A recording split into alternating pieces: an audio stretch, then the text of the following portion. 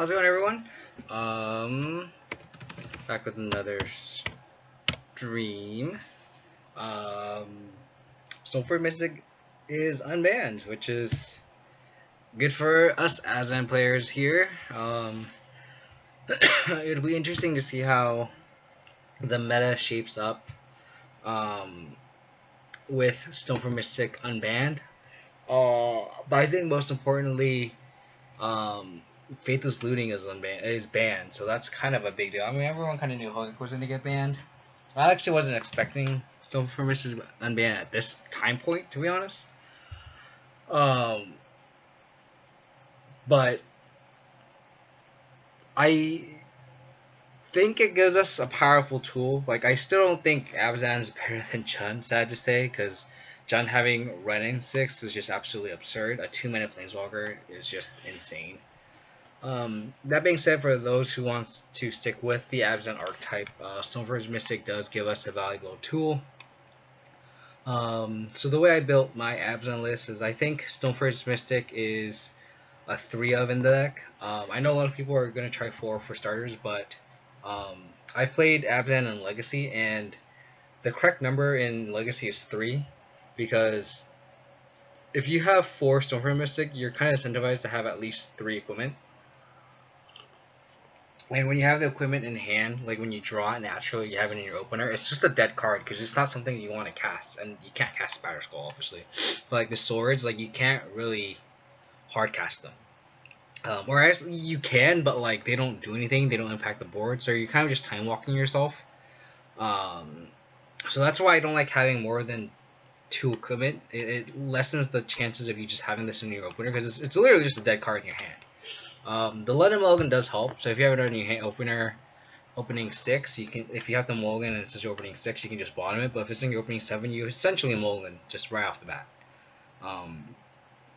So with the equipment, Batter Skull costing 5 mana, Sword costs 3 to cast and 2 to equip. Lingering Souls costing a little bit 3 mana, so it's kind of clunky. The deck overall is a little bit clunky. I decided to go for 24 lands, and I added a Silent Clearing. Since we have 24 lands, I think Tireless Tracker becomes a lot better, so that's why I have 2 trackers, 3 souls.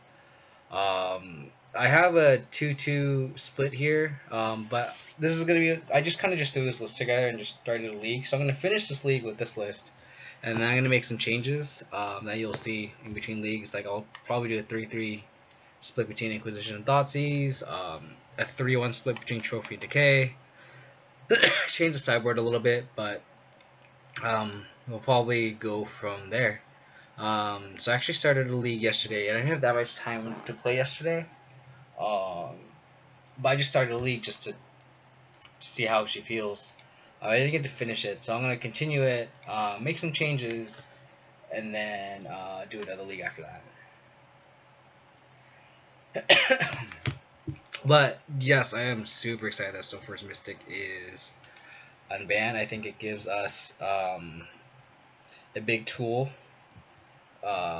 because we were definitely lacking in terms of power level. Like, we're definitely falling behind.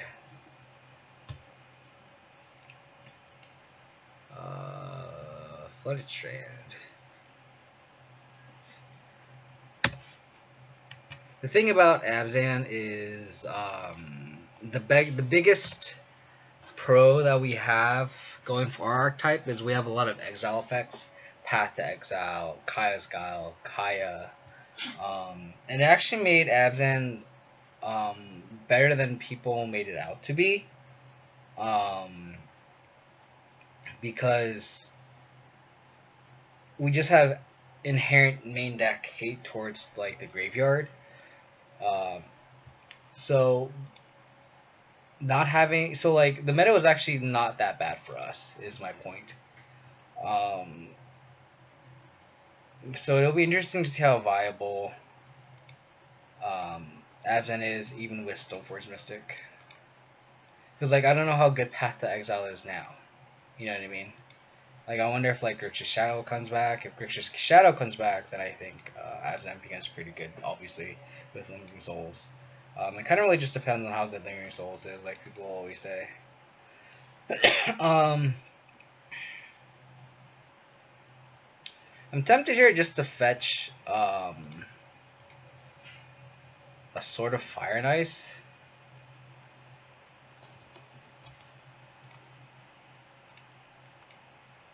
How's it going, buddy? Yes, I'd like to use Stoneforge Mystic ability.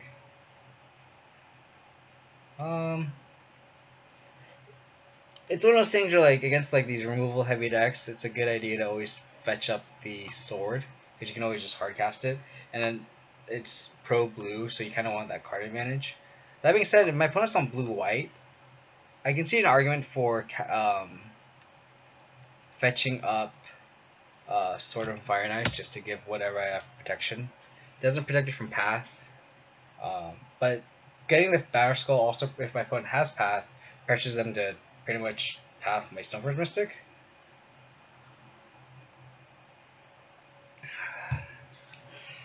So there's like some sort of Stoneblade variant, which is kind of cool to see in Modern. I don't know how good it will be. Of course, man, it's really fun to. I appreciate you tuning in the stream. It makes it a lot of fun when people are hanging out. I know you've been. I forget which time zone you're in, but it always seems like it's always difficult for you to tune into my stream, Robert.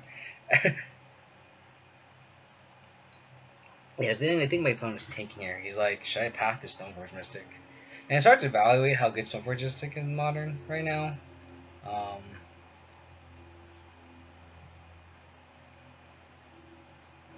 mean, if he Teferis me, that's pretty bad for me too.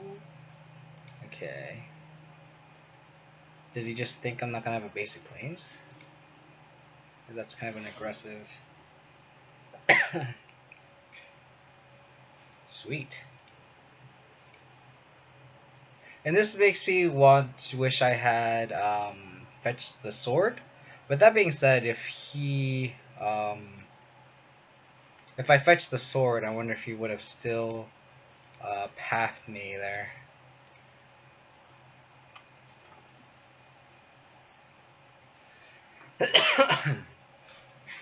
So I'm debating between casting Liliana and casting Tarmogoyf here.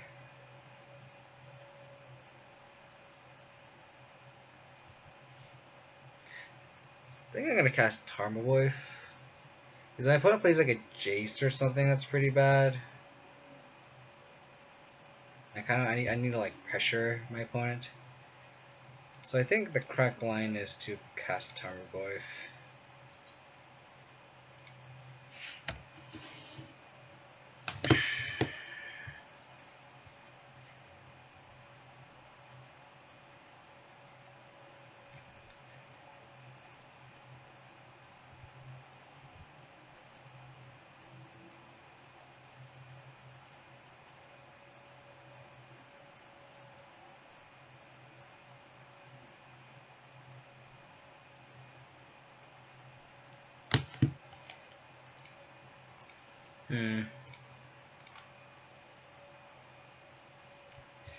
Sword is an interesting draw.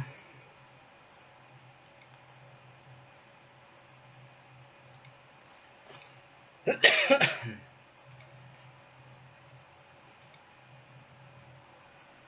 think I'm gonna cast Leon in the Veil. Maybe I should have cast this pre-combat. So if he like has a counter spell, I could I would make my Goyf a little bit bigger. If he exiled it, so I didn't get punished for that.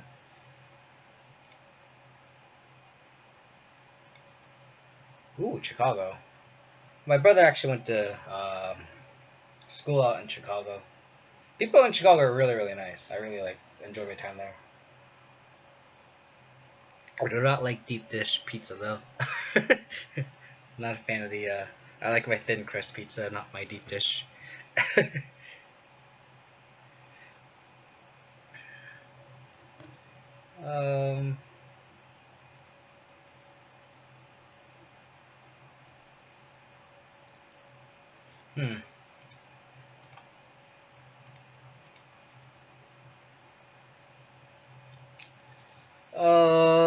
There's a lot of room in my hand that but just does not do much.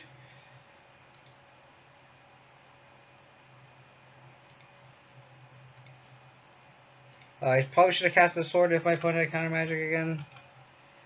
And I can't like just not do anything with my mana here. I probably should have cast the sword first. Yeah. Keep making the same mistake twice. Because he has cryptic mana here too.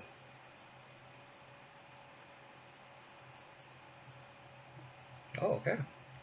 It's a good sign, I guess.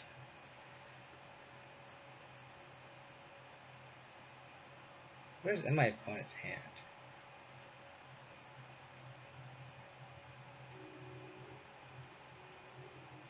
Yeah, I mean, I'd love to visit Chicago. I mean, how's the temperature like now? Because I mean, obviously Chicago's known for like their super cold winters. You know, path my goy.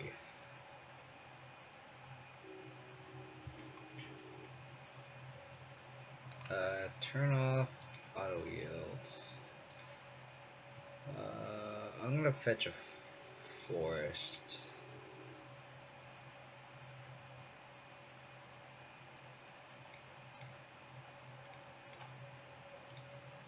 Push this guy now.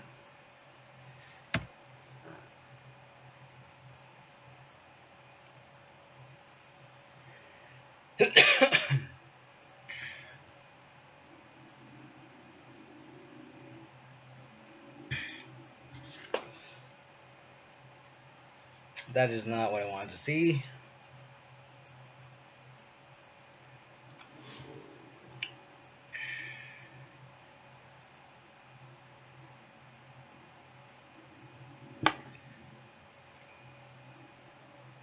This is gonna be awkward post board because it's like I don't think I think I keep it the fatal pushes obviously, but I don't think I keep it the paths.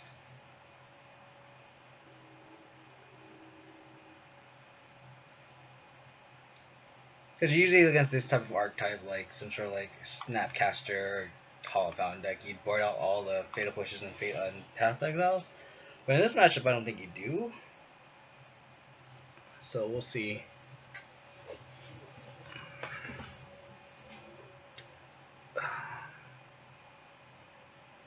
Sure.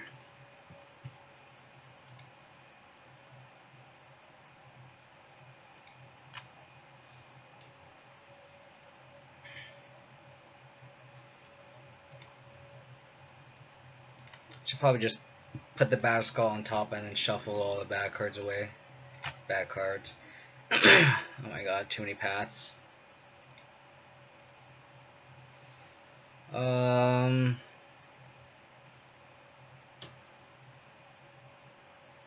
guess I just path the Stoneforge and then make them cast a Battle Skull. It's kind of awkward.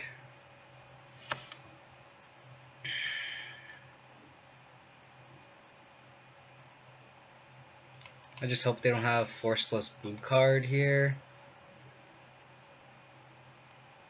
So they have Batter Skull and 2 unknowns. The thing about like this kind of matchup is like our cards don't really line up that well against them. Like Path does remove their Stoneforges and stuff, but like it doesn't line up that well. I don't know if they run Colonnades though. That's the thing.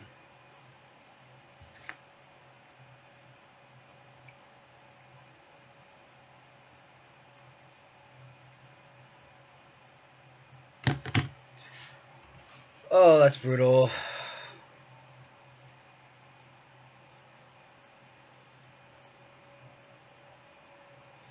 Yeah, it'll be interesting to see how the meta shapes up.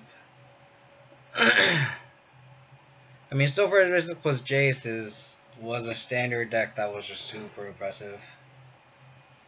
Being able to cast Jace and then shuffle the back cards away with Stoneforge Mystic, but now you have fetch lands and Field of Ruin to shuffle all the back cards, which seems pretty good.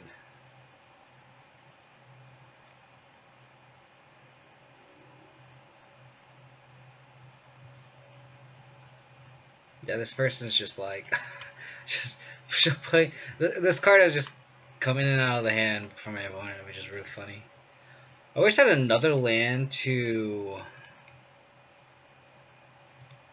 um, cast and equip this Batter Skull, but I may if my opponent bounces my Batter Skull with the Jace, I may just path it just to get the land. It feels really, really bad, but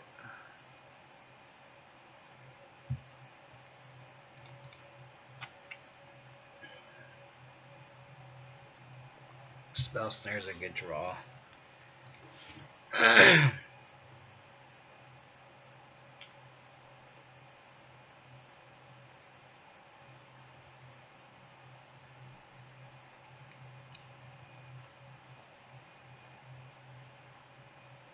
This matchup seems pretty tough. Just because their planeswalkers are just so much powerful than mine. Makes me want to have like a Gideon in the sideboard to combat this kind of archetypes.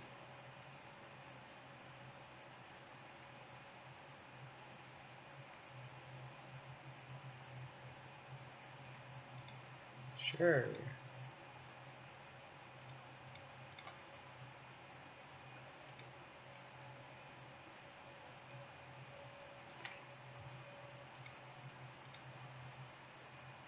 I think I'm just gonna have to path this Batter Skull here. Opponent has a Spell Snare in hand. It might have a Spell Snare in hand.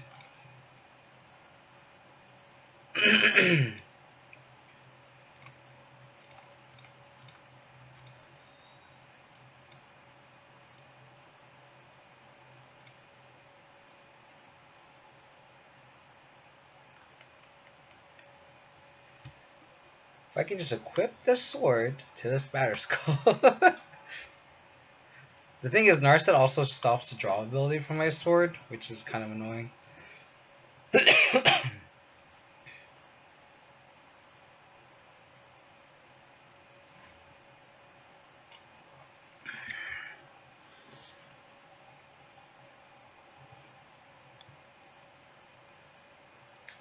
That's a pretty good exchange.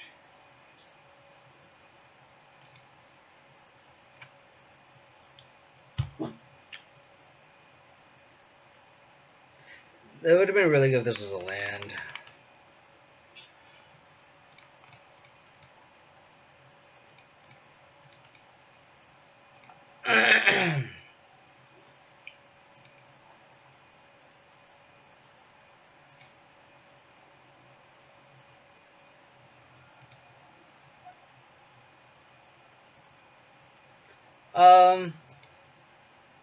I think it depends how the rest of the meta shapes up.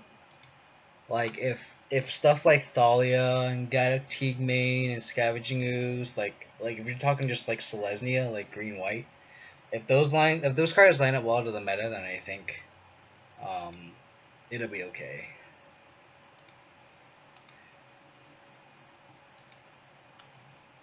Because I don't think green white really needed Stoneforge Mystic to really be that playable, in my opinion.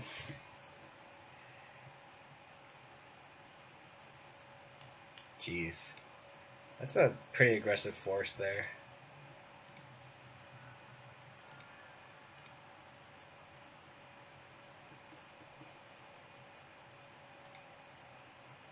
One, two, three, 1, 2, 3, 4.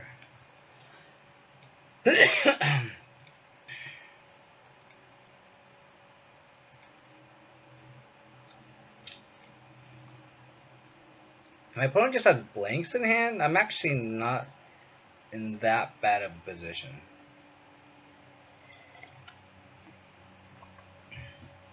Because I can bounce my own Batter Skull, path my opponent's Batter Skull, cast Batter Skull, and equip next turn, and hope my opponent does anything again.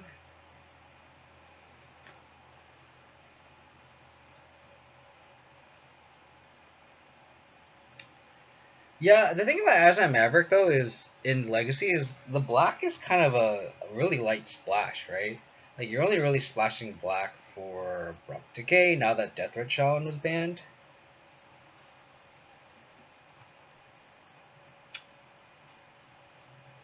Guess I'll path this guy now.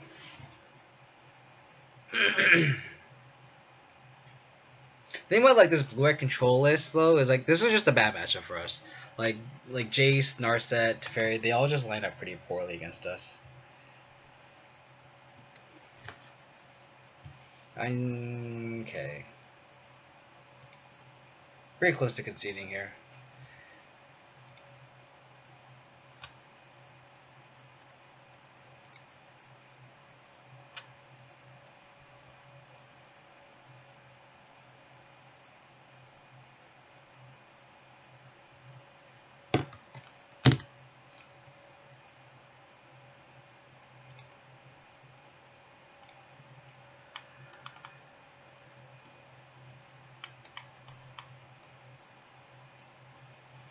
It's kind of weird how like Knight of the Reliquary is like almost unplayable in like modern, but like very good in Legacy.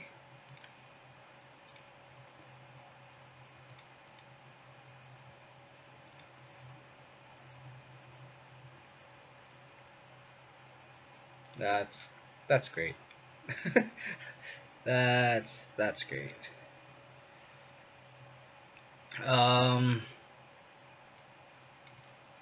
Where are all these fatal pushes?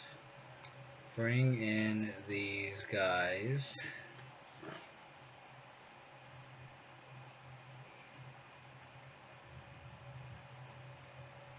Oh, does your Abzan Maverick list have Dark Depths in the main deck? Because those lists seem pretty sweet.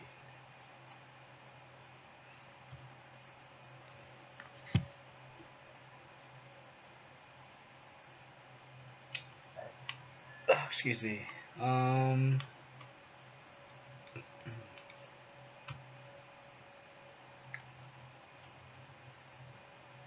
mean, do I want these fatal pushes when they could be collective brutalities instead? And then like Snackcasters makes me want some spell bombs too. Because I've seen a lot of Abzan Maverick lists, and like I said, that don't run Dark Depths, and I feel like you're like making a pretty suboptimal list there. I don't know. I feel like it'd be cool to just jam like a mid-range list with a combo finisher, like it's a oops I win kind of win con there. I kind of want to brew just like a mid-range list in Legacy that's kind of like porting my modern list into Legacy and have Dark Depths just kind of as a win con. Because all people are like, oh, why don't you just run the just Turbo Depths? And I don't know. I feel like this would just be a lot more fun. Oh boy. This is what I was talking about when I first started my stream, where you'll have like these swords in your openers and they're just like dead cards and you're pretty much like mulliganing. And that's the danger of Stoneforge Mystic that people have to just watch out for. Like again here, right? Like your this equipment is just pretty much an easy bottom, but like as an opening 7 it's pretty awkward.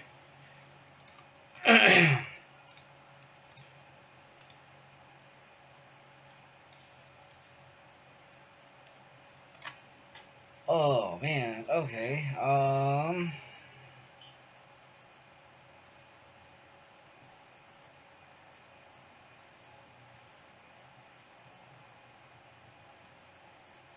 My opponent and I both have 2 lands. I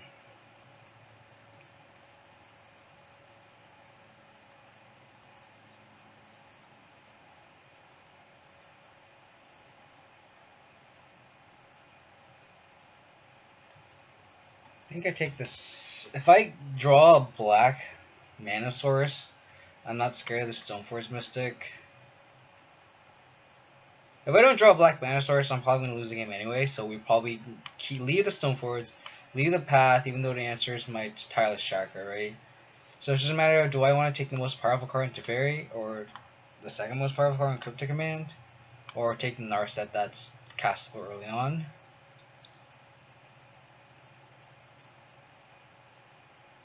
I think I might just take the Cryptic Command. Because I can see arguments for taking the path to exile to pick my tireless tracker. But I kind of want them to path me just so I have lands. Sorin can Catamance the Narset here, so I think I'm going to take the Cryptic here. And just hope I get there with lands. Because if I don't draw a third land in the next 2 turns, I'm probably dead anyway. Like, I'm not going to win the game no matter what. Order of Replicate is fine.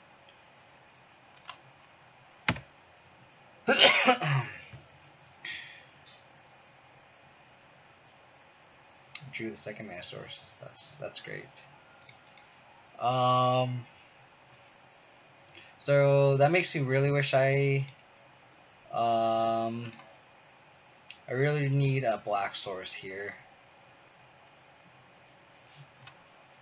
Because I could also wait too.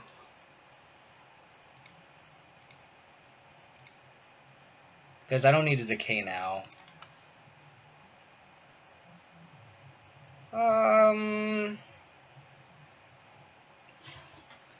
Well, that makes me wish I decayed last turn.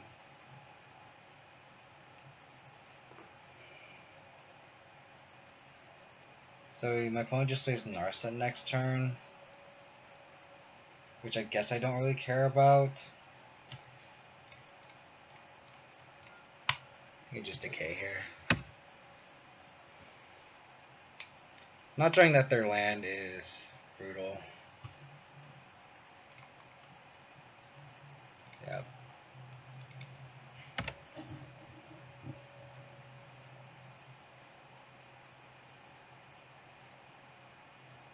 Wow.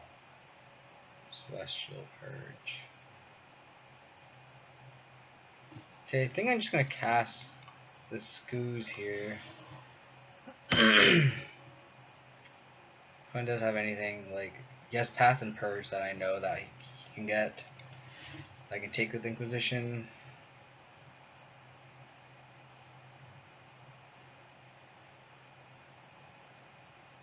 Spell Snare's fine.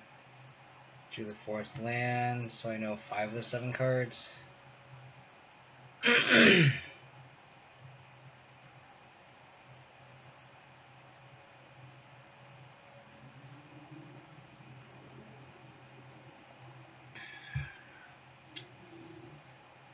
Red and 6 is definitely format warping for sure.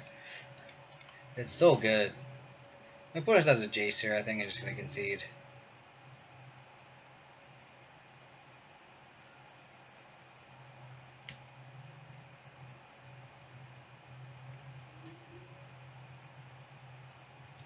Oh, interesting.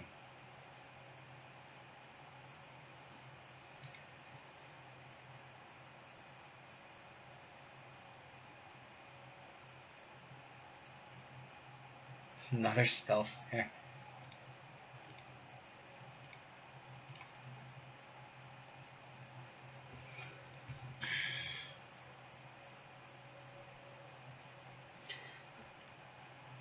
I mean, I'm running 24 lands. Not looking good.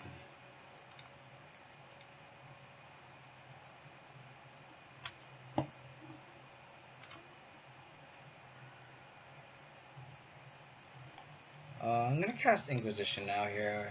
I'm not gonna walk into that Spell Snare. Make him path me. He's gonna let me take the path. Interesting.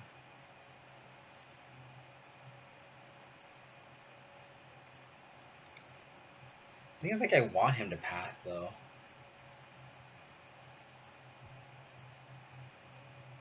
Do I just take the Purge here? Oh, I should have exiled the Stoneforge Mystic to kill the Narset. That was just my bad. I'm gonna take the Purge though.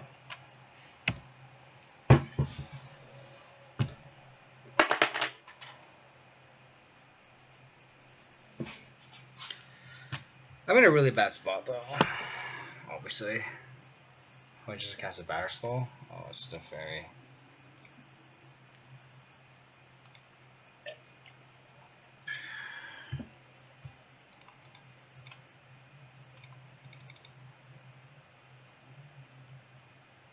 So he can hold a double spell snare and path. My god.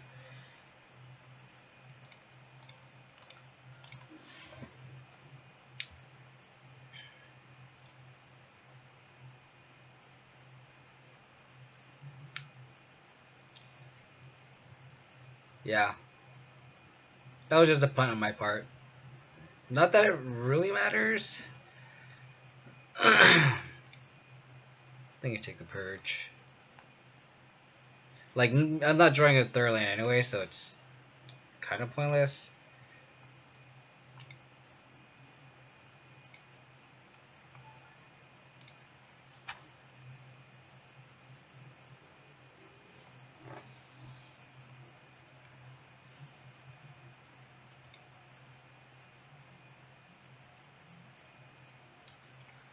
I think I'm gonna take the Snapcaster Mage.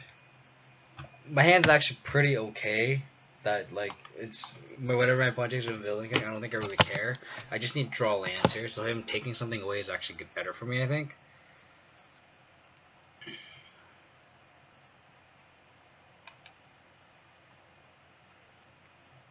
Yeah, that's fine.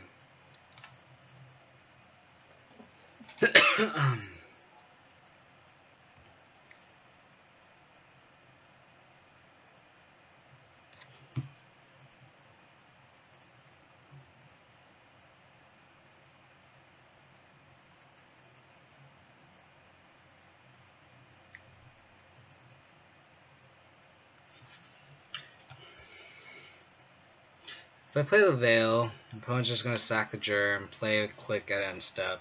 It's pretty bad for me.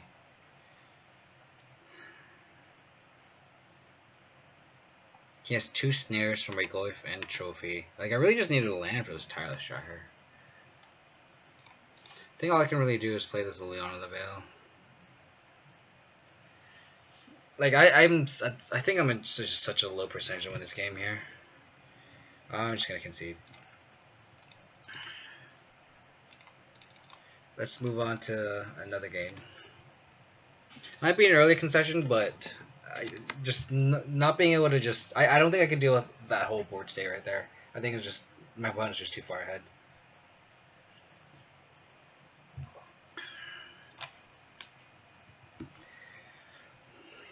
I think that's just one of our worst matchups. Just blue-eye control in general. And Tron is also really bad matchup for us. Especially when we don't have any interaction here. No discarder. Disruption. Opponent's just gonna have natural Tron, huh?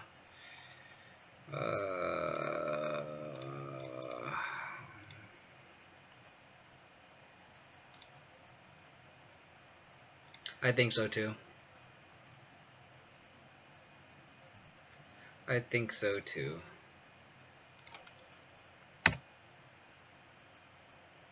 My opponent went turn 1 mine, turn 2 power plant. He just has natural Tron. Yeah, sure.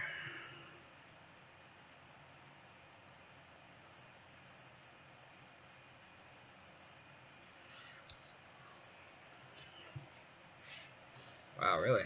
Okay.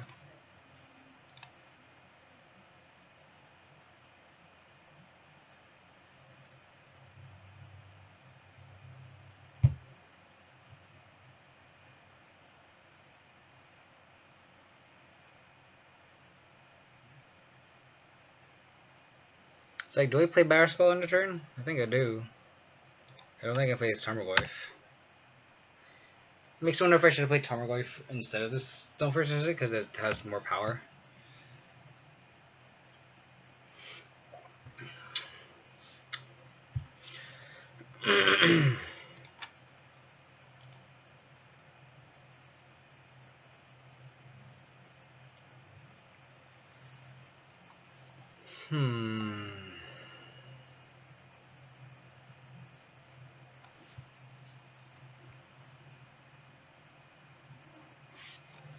Okay.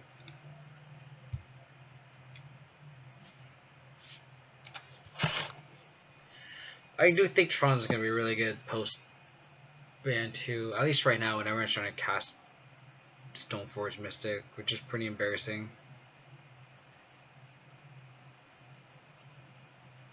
Yep.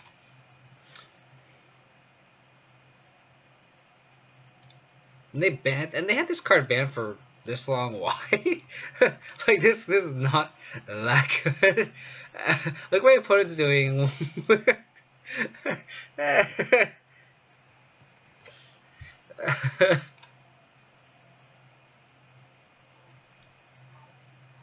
It's actually not bad. Good minus.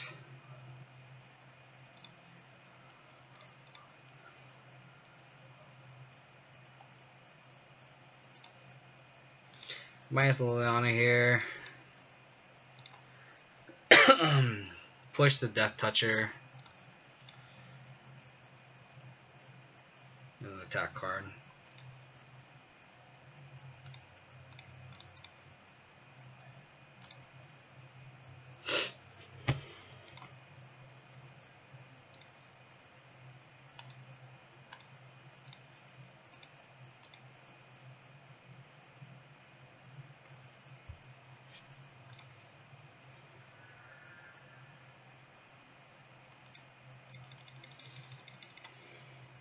What do you mean by more consistent? What do you mean by that?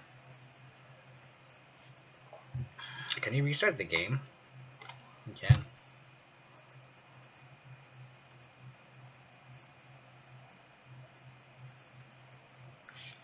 Okay, that was aggressive.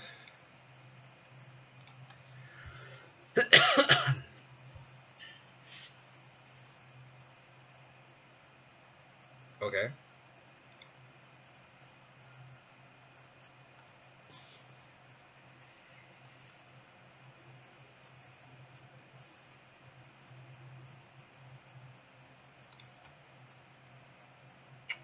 I hope my opponent mulligans to Oblivion here.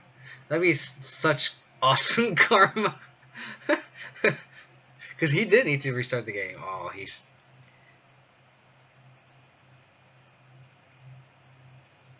Is that a bug? He mulliganed, right? Mulligan's a 6 and then had a 7 in hand. That's a glitch, right? It says right here. 7:27 p.m. Andy M. Ho is mulligans of 6 cards. And then he has 5 cards in hand and a power point and a chromatic sphere.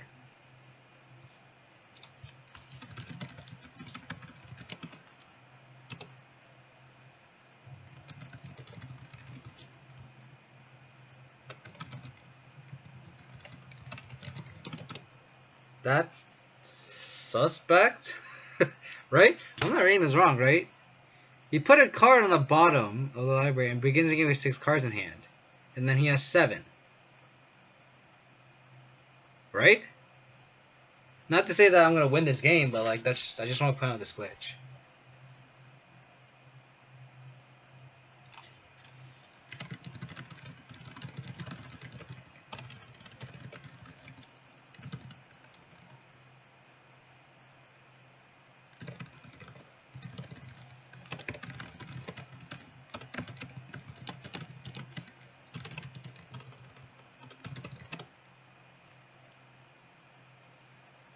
Okay, well...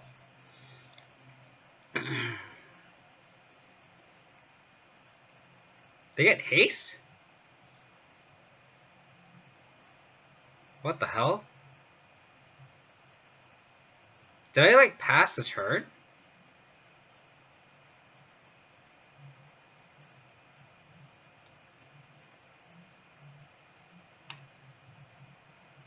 I don't understand. Did I miss something here? It says turn 1.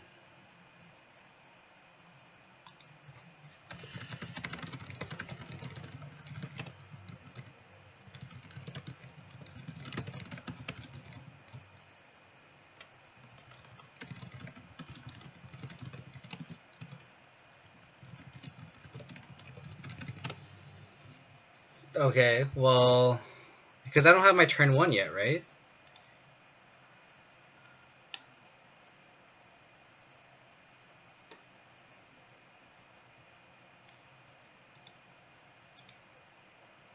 Really?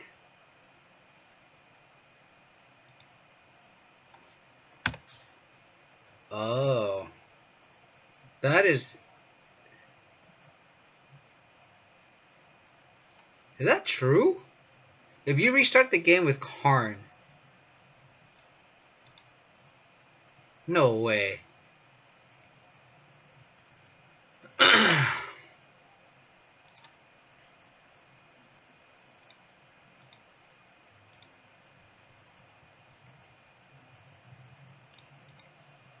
Yeah, but so they have they don't get summoning sickness because that's wild.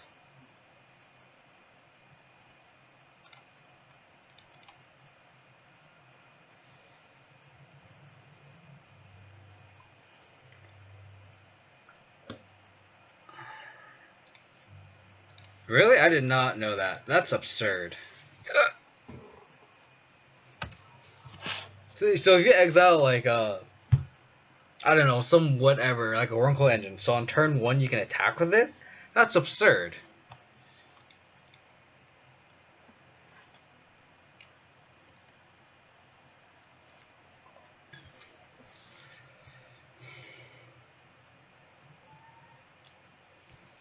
That is absurd.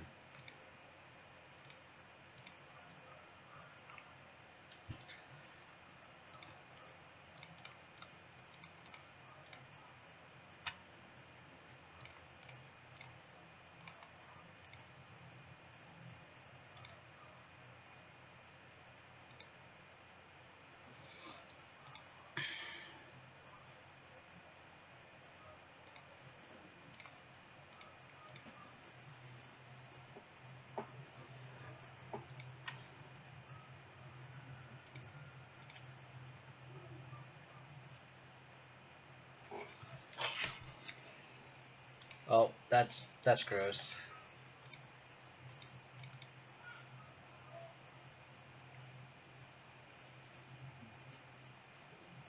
Wow, my opponent's so bad, he didn't filter through his star. Oh, I guess it doesn't matter. I'm just bad. I am really bad this game.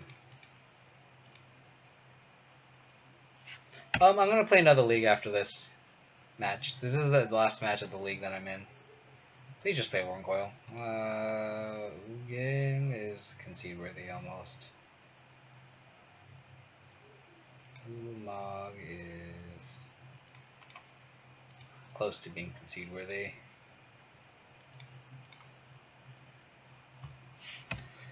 My opponent can just whiff for a bunch of draw steps here.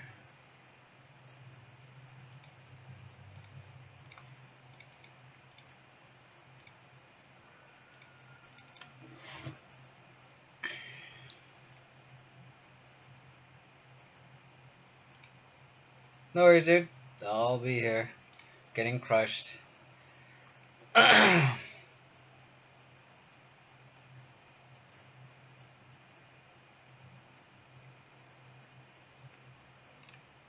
Yep. Oh, that was game 1. Game 1. It was such a long game of me getting destroyed. So collectors are gonna be pretty good. Stops all their cantripping artifacts and stuff. Fulminator Mages are obvious. I like the Sorin here because if you go turn 3 Fulminator Mage, turn 4 Sorin, it brings back the Fulminator from the graveyard to play. And then Surgical Extraction just to get him. I'm gonna board out the Fatal Pushes. I think Learning of Souls is pretty bad.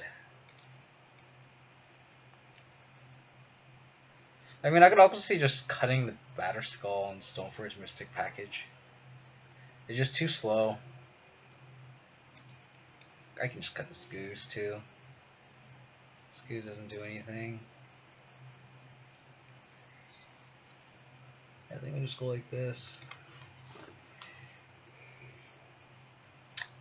Just getting destroyed this league. Oh my goodness gracious me.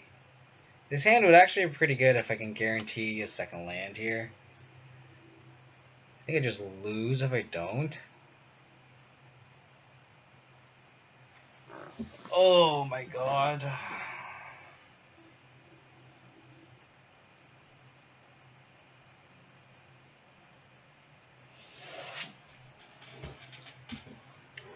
This hand is so close.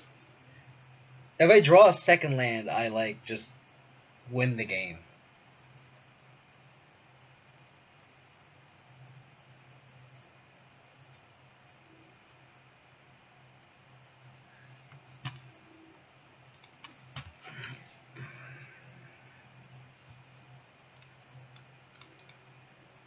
If there is a god, just give me an untapped land here. Please.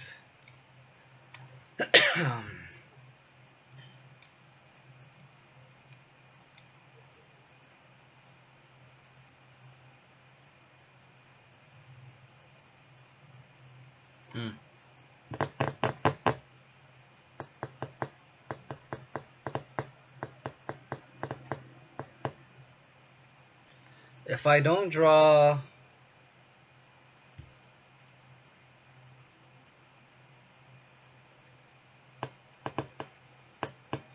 I think I take the scrying here.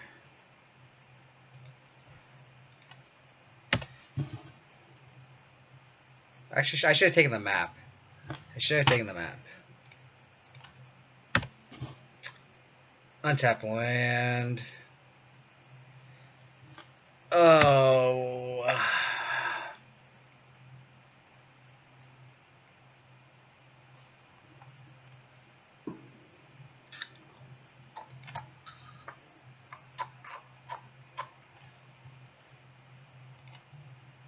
Please. Please. I mean, he went through all these. Oh, okay.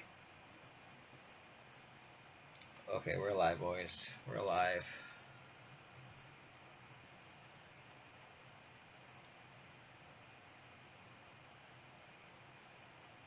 I guess I should just trophy now.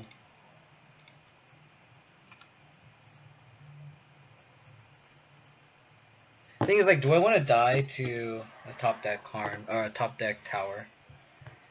Because I don't want them to filter through these stars either.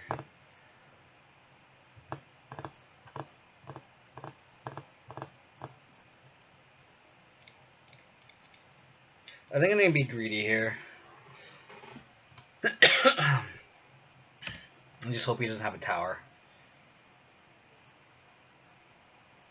Okay, cool. Cool.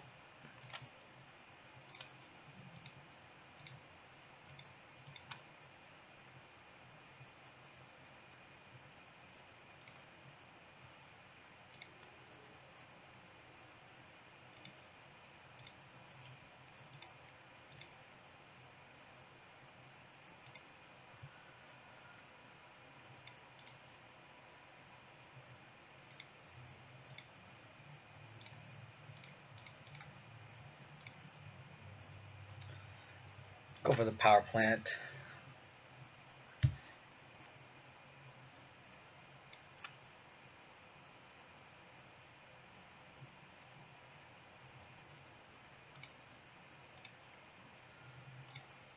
Hope I get him here.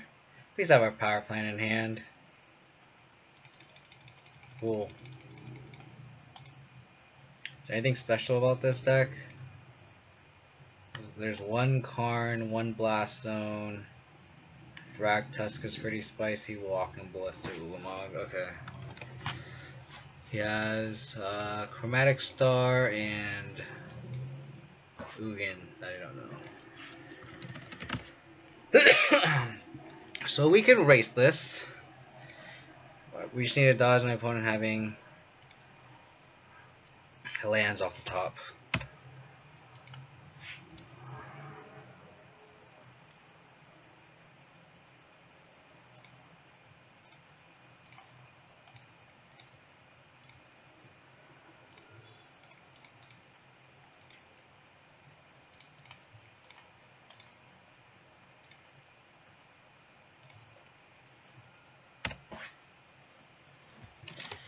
Just don't draw lands. Perfect. Perfecto.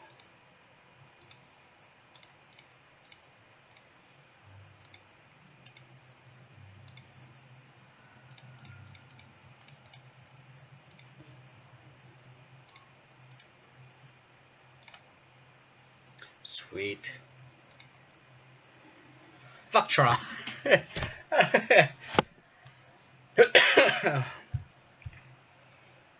Oh, I just don't think Stoneforge is that good in this deck.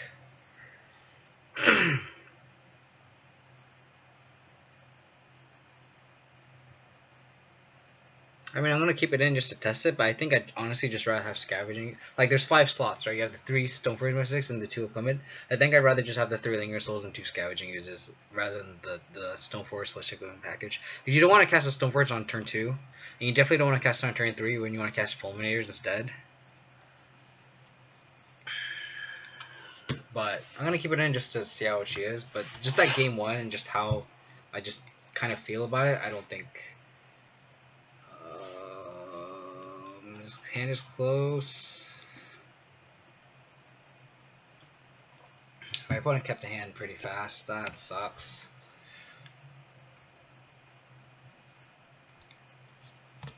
Oh, that was a good draw. That was a good draw.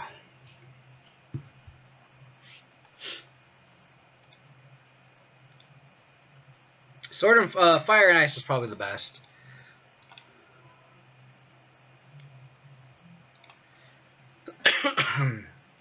And then after that, it's probably between Feast and Famine and I've been debating adding War and Peace. Also, Sinnoh and Steel I think is pretty good. It's hard. It's just like Fire and Ice is kind of the shoe-in, I think, because it gains you the most card advantage. And then after that, it's just I think it's just meta depending on what colors you want.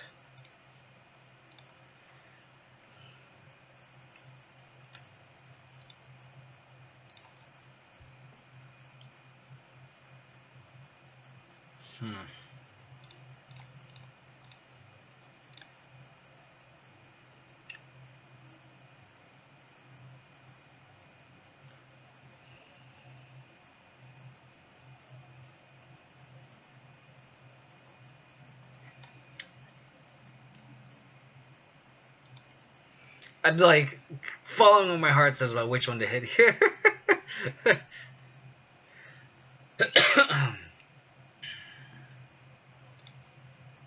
Please draw mine. Please draw mine.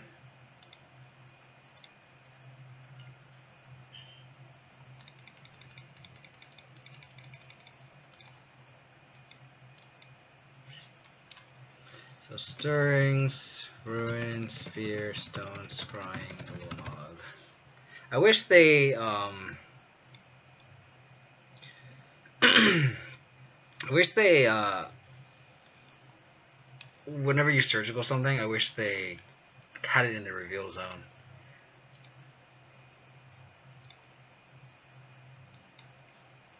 So Sphere.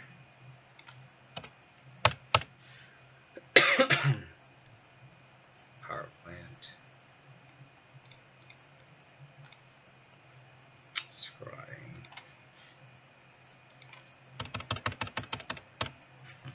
Blast Zone.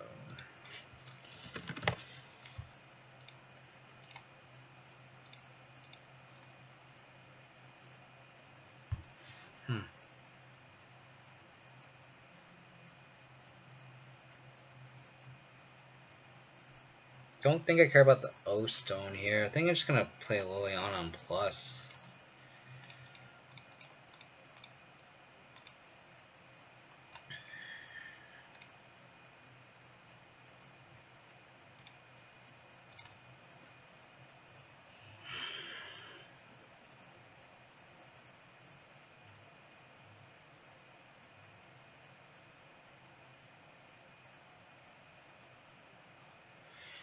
Trying to figure out what I'd be scared of. I don't think I'm scared of O Stone either. Should probably just take the trophy.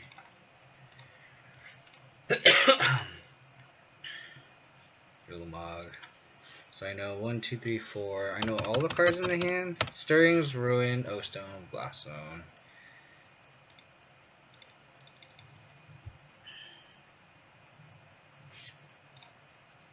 So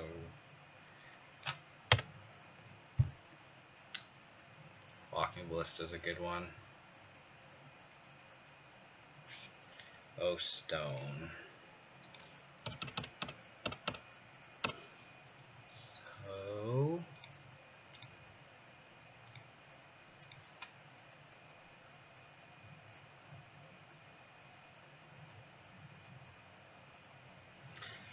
Do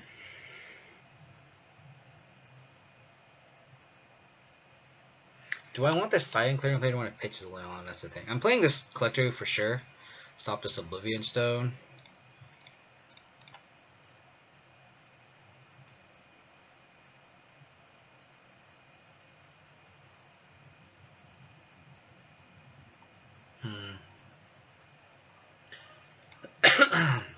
My opponent.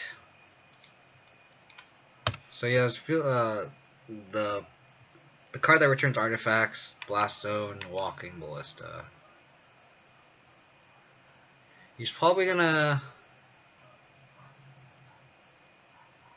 I think his best option is to tick up Blast Zone.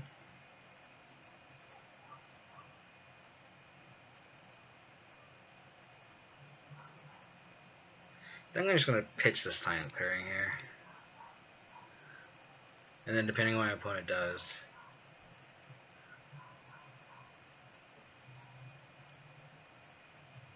Expedition map, okay.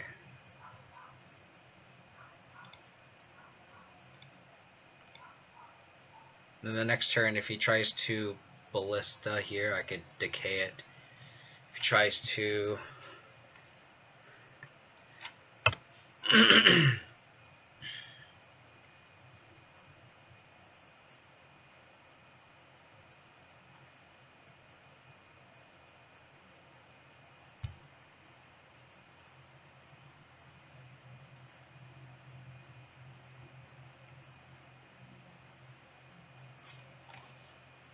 okay, he plays the Blast Zone.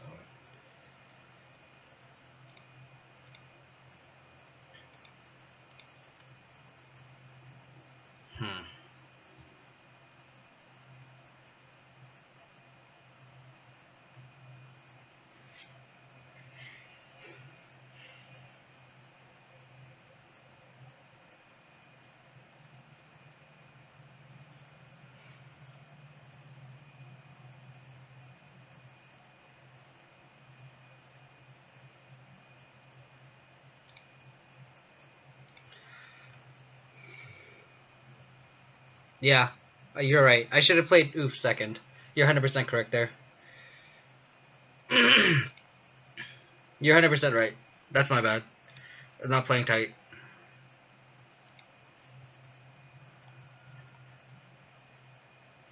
I'm gonna phonate this Blast Zone. I actually don't even need to phonate the Blast Zone.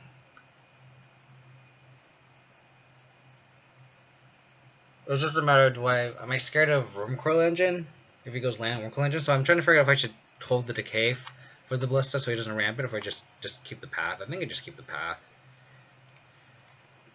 But you're 100% right. I shouldn't have. You're 100% right. That's a good call. Thank you for pointing that out.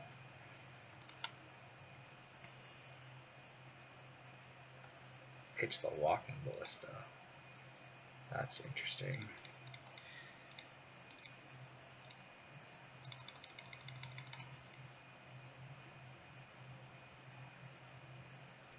So I think I'm gonna wait.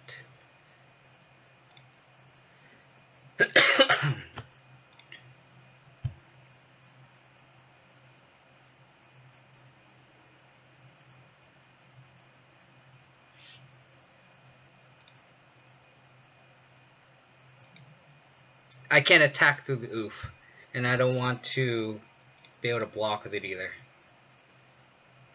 because I want to protect my Liliana as well.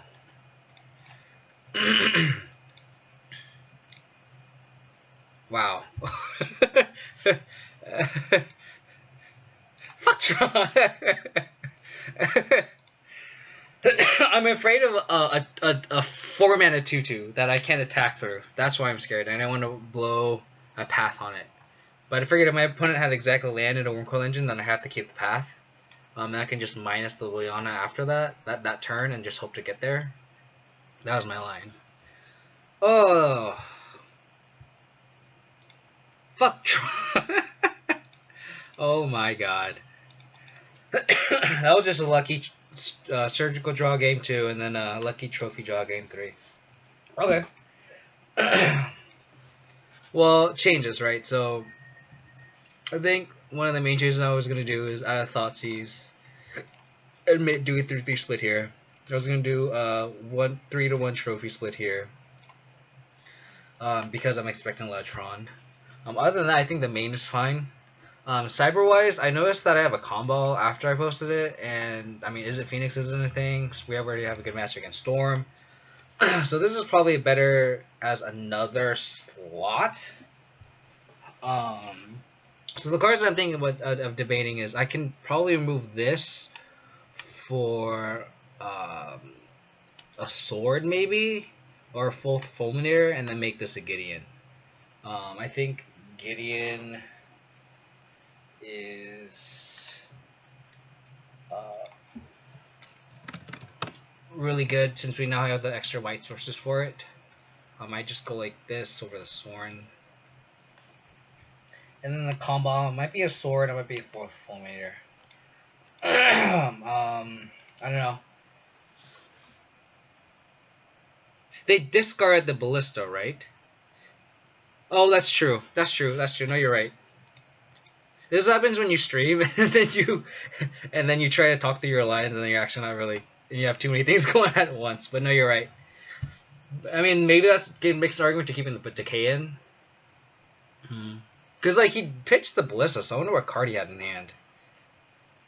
I mean, I don't remember if he had 5 mana or not, but he could have had Thragtusk off the top. Because I saw Thragtusk, so I think it is correct to keep the path in to answer it. Then again, you could always just minus the Leon and then decay the token. But I did want to plus the Leon there just to get it up to 6. I don't know, it's close. No, I appreciate you pointing that out, though. I don't... SA 2007-01. I appreciate you pointing that out. You're 100% right there. Grim Flares, I think, are... I think that's just depends on how the meta shifts up. If there's going to be a lot of Tron, I think you can take out 2 trackers and one of the lands for 3 Grim Flares. I think that can be interchangeable there. To backtrack, what I do with my Abzan list is I kind of built my list to have the best chance against Jund, which is why I have 2 trackers. Because if you notice, all these threats don't die to Ren 6 except for Lingering Souls, but I mean, Ren 6 dealing with Lingering Souls is pretty slow. Because they have to tick down. I still left with the Spirit, so it's not that bad. But like I don't have any like Hex Triggers or the Confidants. And Grim Flares might be okay. But I think it really just depends on the rest of the meta more than anything. I'm trying to tighten. It's hard. Streaming and playing tightly is just like one of the hardest thing to do. And I just haven't streamed in a long time, so it's hard to get back into that kind of being able to multitask. But you're thinking out loud, and it's just a different environment, and it's one of those things where you don't know. It's kind of hard to explain when you like how hard it is to try to play 100% and stream at the same time, and that's why a lot of the best players don't stream, and if they do, you see them and they make all these weird plays too, where you're like, why did you do that too? So this combo, I mean, I can see this being another sword in the sideboard.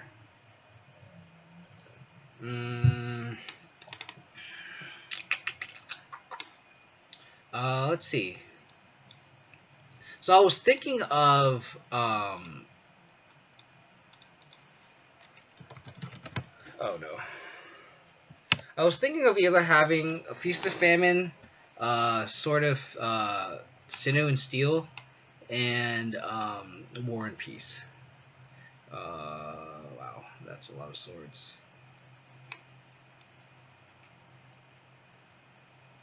Because I feel like this one is best against Jund and Blur Control because it protects against Path to Fairy. And if you equip it to a Spirit, it protects it to Bolt. You can board it against Burn, and it's actually pretty relevant there. Against a lot of aggro strategies too. It gives the deck Reach, which this deck lacks a lot. But this can also be pretty good because you can destroy a Planeswalker against like Ren 6, against Blur Control. I don't know how relevant the artifact will be. It might be good against like Urza too, but I don't know. I think it's hard. I don't know which sword to what. I don't know. how Last Hope I'd rather just replace with Plague Engineer because it's just a static effect. It can take care of everything and shrink everything. And if you want like a recoverable effect, I'd rather have the Sorin that I had earlier in this last league. I might just get the Sinew and Steel and just put it in right now. But yeah, what do you guys think? I don't have a Sinew and Steel yet, so I'm gonna have to buy one right now. But what are you guys' opinions on the Stoneforge Mystic? Put in the chat. What do you guys think? While I get a sort of Sinew and Steel, I wonder how much it is. But to answer your question, I don't think I actually have never really liked Last Hope. I think Last Hope is really only getting its Mardu Pyromancer really because it just kills all the relevant threats. I've noticed a lot of threats are dodging the -X -1 abilities, and I think the meta is already going to shape up towards that because of Ren and 6. Ren and 6, like look at my I love Dark Confidant, I love Hex Shrinker, and I don't have any of those just because of Ren and 6. And if I'm removing all my X1s, like I think Leon Last Hope is kind of in the same boat there. Gonna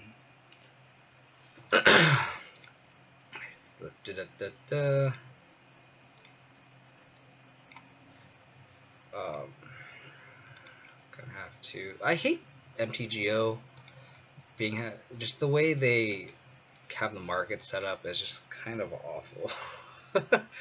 I wish there was an easier way to do this. Shameless. This is kind of like a bad plug, but I always use Card Caddy. I don't know if they have the best rates, but that's just what I use. They seem to have everything. I think it's affiliated with MTGO Traders, which is what I use anyway. I think it was like 2 something. Oh, sweet. Okay, cool. I think I have a Sinew and Steel on the board. It seems good against all the walkers too. Just being able to kill a walker is just, I think, just super important. Okay, what other combos? I think I'm just gonna register this unless there's something that people are disagreeing with. SA 2701, appreciate the kind words, man. Thanks for tuning in, and if you have any pointers, anything that I'm not doing correctly, I really appreciate it. I think that also makes me a better player. And honestly, I've been streaming for I think over a year now, and honestly, streaming has helped me become a better player because people are like, "Hey, you fucked this up." I'm like, "Oh, I did fuck that up. Thank you for pointing it out. I'm not gonna do it." You know what I mean? So I really appreciate you pointing out literally every little thing, and that's a very good point. Like discarding before casting, playing the before discarding the land is just like unnecessary information that I gave to my opponent, and I'm really glad you pointed that out. That I just didn't think about. I'm glad you're psyched for Stoneforge Mystic. I don't think. I mean, I hate to be a spoiler, but I don't think it makes Abzan like tier 1. It's nice to have. Like I've been playing Abzan for forever, so it's nice to get that power boost. So I'll take it, but I don't think it makes Abzan itself that much better. But I think going once, going twice. I think I'm just gonna start this league here. I mean, beating Tron felt pretty good, so my list can't be that far off. Being able to fulminator surgical and trophy surgical is pretty clutch there. Yeah, so let's just try it.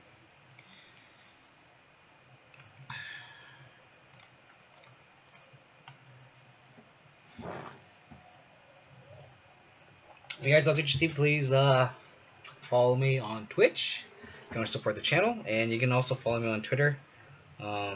I know that my streaming schedule is pretty inconsistent, so and I've been playing in the Modern Streamers League, so that's been taking up a bunch of my time.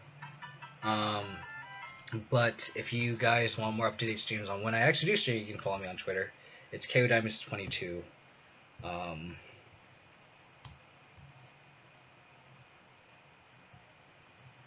Shadow Kramer, thanks for the follow, man. Really appreciate it. Oh, this hand's really painful. Yikes. Have I been on the draw this whole night? Jesus Christ. Okay. Bloodstained Mire, interesting. Please don't be burned. So, Jund. Jund.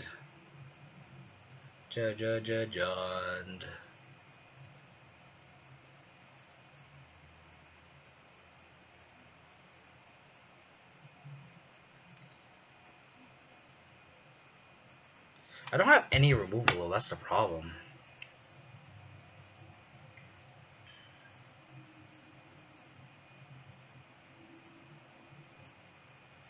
I think they could take the Scavenging Ooze here. And just hope my opponent just whiffs on lands.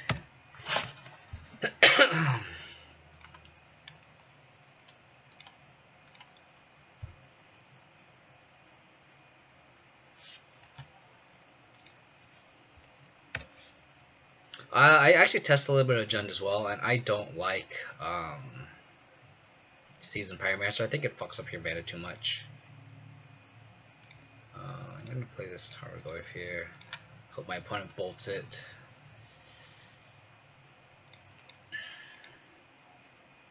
Next turn I can Thoughtseize plus Stoneforge Mystic. Thanks for going my Goyf. Please don't play Liliana, I'd be really sad. Fetching a land end of turn probably means he has a land in hand already, because he's like thinning his deck already. Or not. Cool.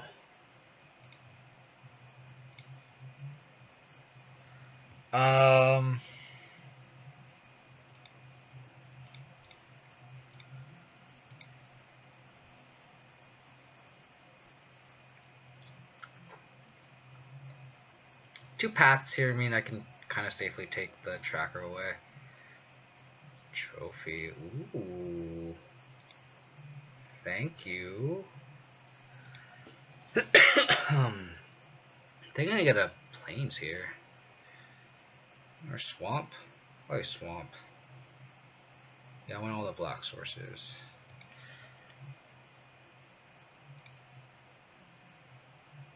Oh, Colgan's Command, huh? I see you.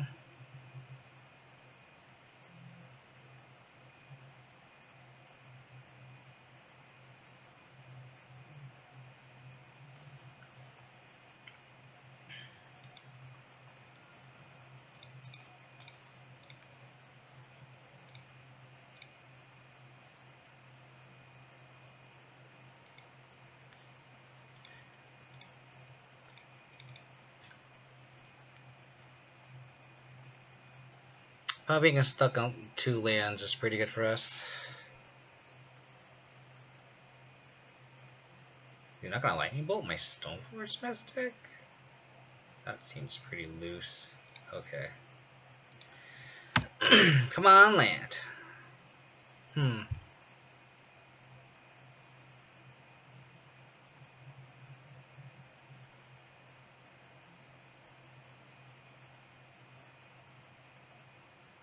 It's awkward because I don't want to play this Tireless Tracker into...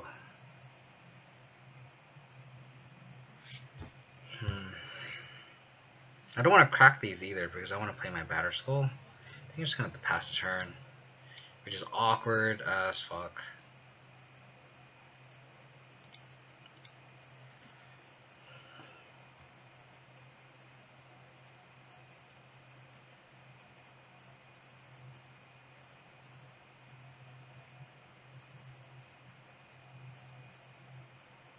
That's fine.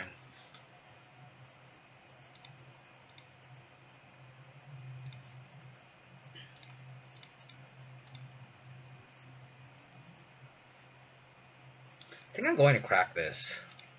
I think I want to land here.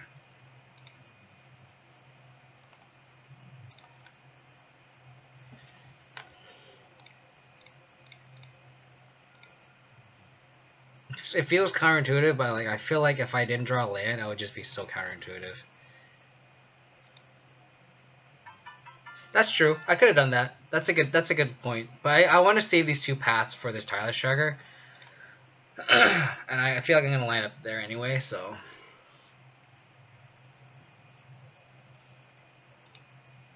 Okay.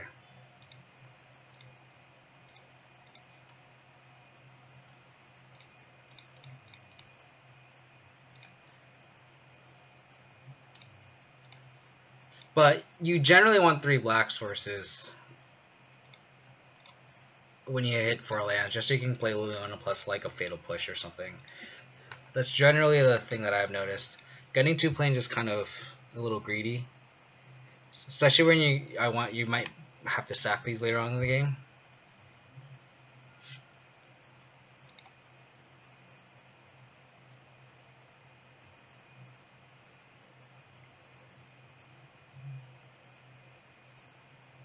He's gonna push my tracker.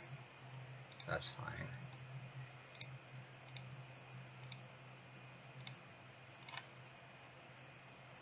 Oh, that's awkward. I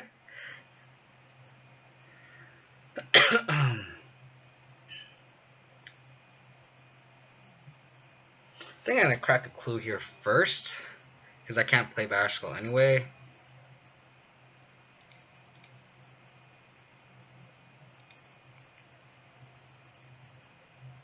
Trophy.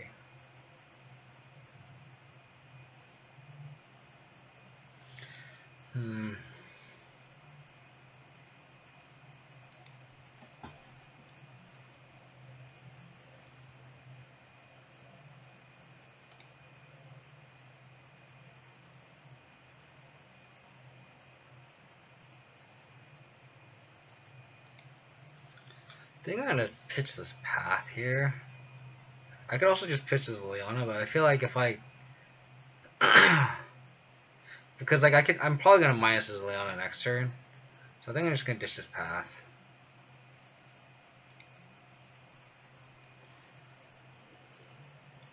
He's probably gonna ditch the Season Pyromancer here. Probably. Yeah. Next turn I can minus his Tireless Tracker. He could also play Season Pyromancer, would be interesting. But then he'd be discarding his Tracker, and that's like his best card. Seems loose. I don't know. Because if I was him, I'd rather play Tracker before I play Season Pyromancer.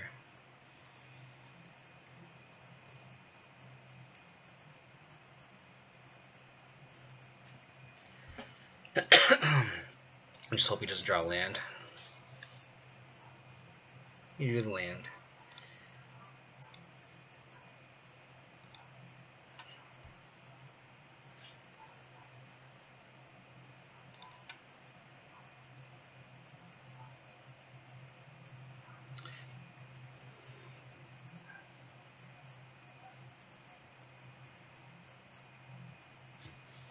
I'm gonna definitely minus here. I could also just minus plus Liliana, and my opponent just doesn't have anything. I think I actually like that line best. I'm gonna minus Liliana and then plus Liliana here. And then I can flash back the souls, so I can do everything.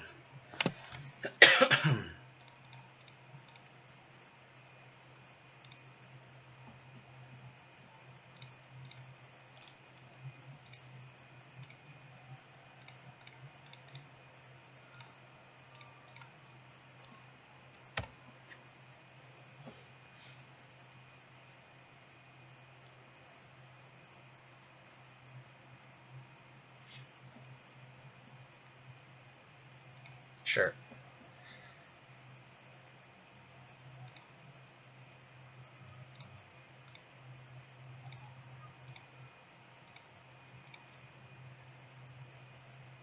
So Liliana battle.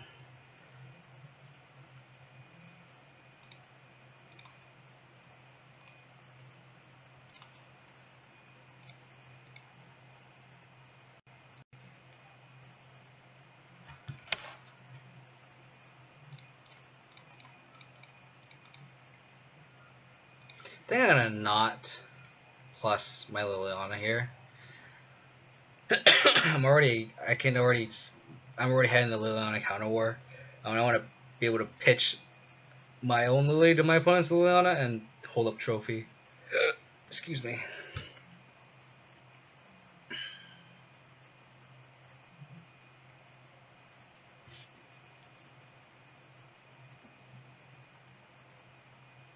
Wow.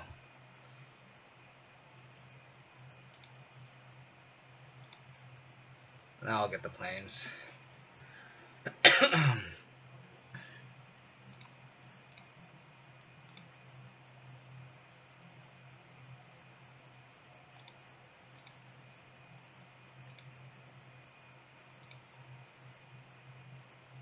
That was a good draw. I'll probably trophy Liliana here. I mean, I could also just not trophy Liliana, but he's gonna have to discard anyway. I could also just attack with my spirits. I think I do want my Liliana up to 5 though, so I'll probably trophy, just simple trophy and cast souls and plus Liliana.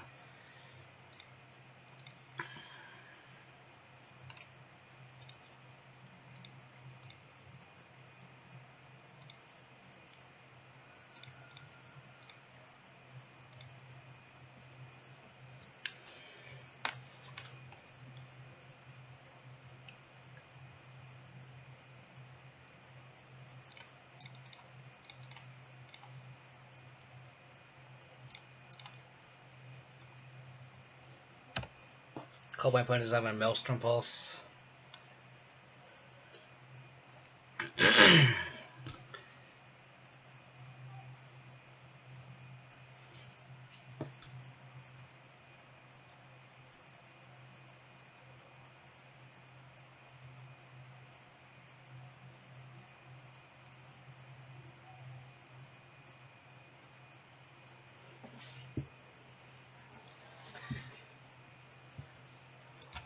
No plays. I like Vital Force when I was on Rock. I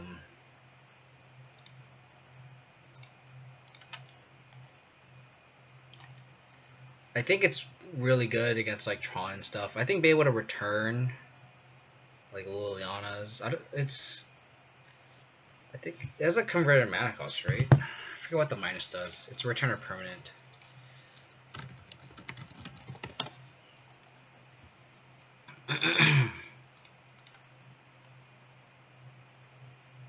Turn to your hand. So it'd be nice to like be able to recur battle skulls and stuff.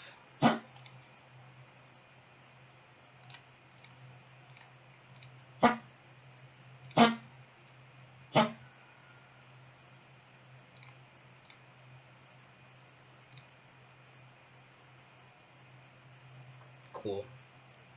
Thanks, deck. I'm gonna play around Maelstrom Pulse.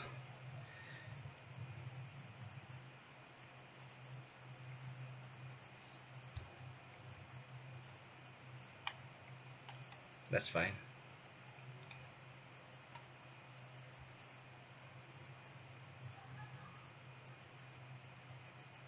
Cause I mean, he's my opponent's worried about my Liliana, and I can effectively crack back here.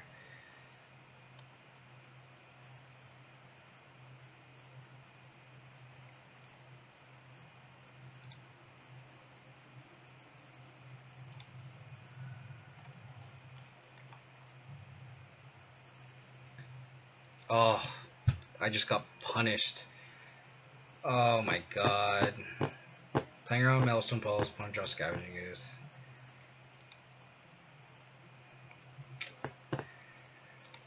Oh, this is where I lose the game, I think. That was a good draw.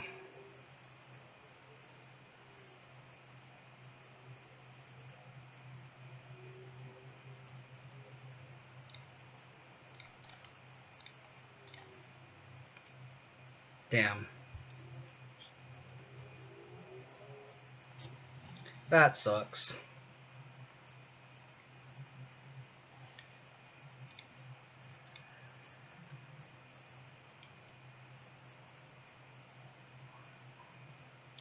I don't know if Gideon is better. Double white does hurt a lot, but having that extra 24th land and have it being a sign clearing, I think is pretty good for us.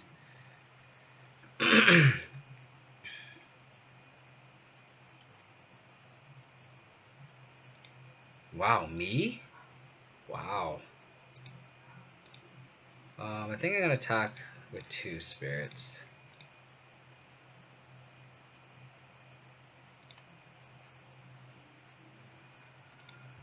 So I can trade my spirits off with my opponent's elementals.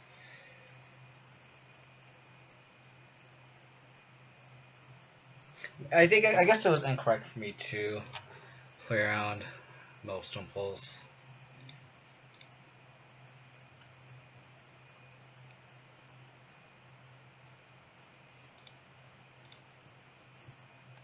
I think I'm just gonna get aggressive here.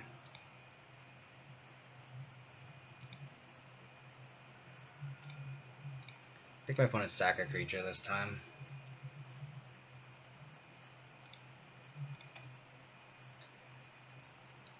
So you need to draw a rule spell.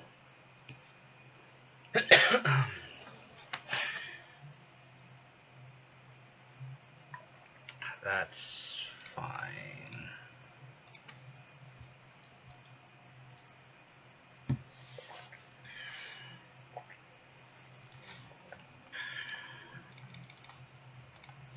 So the clock is a big factor here. Definitely have to keep that into with consideration. Plague Engineer actually seems pretty gas here.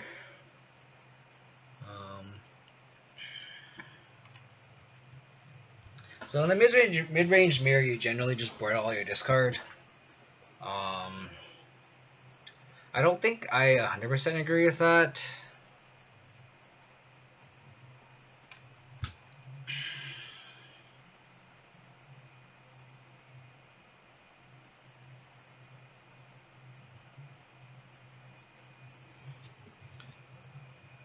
But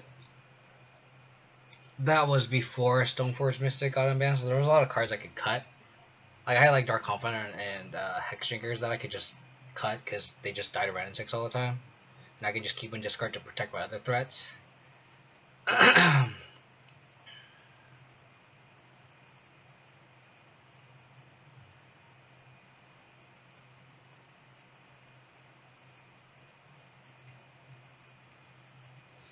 Like I'm not really convinced on these Plague Engineers because they don't really answer the elementals. So I can just see just having Thoughtseizes in there, but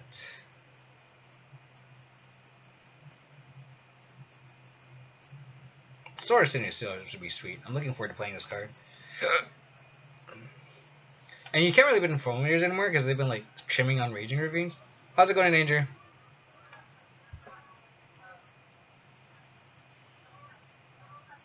I just keep it like this. Because like those discard spells were clutch when protecting my equipment there.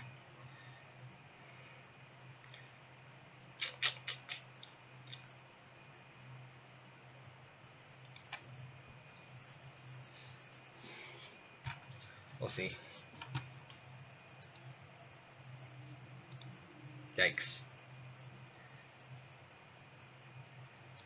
What a hand. What a hand.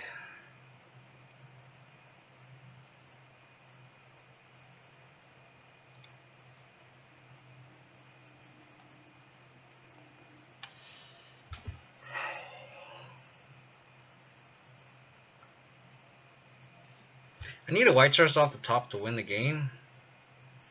Not necessarily though. I think I've been to Swamp. Sorry, I did not update my deck list. I'll do that right now. That was the Jund list that I'll do it after this match, because this match is actually pretty clock intensive.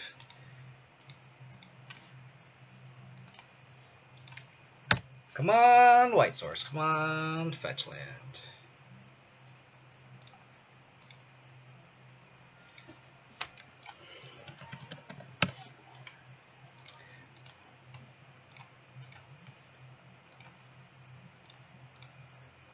Sorry, Slater. I forgot to update it. I'll update it after this game.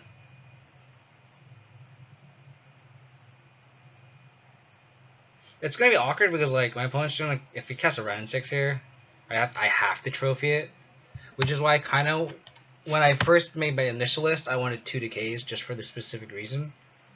But if I'm also expecting a lot of big mana, oh my god. Because he can just Bloodbraid Elf here, and I'm just like totally destroyed.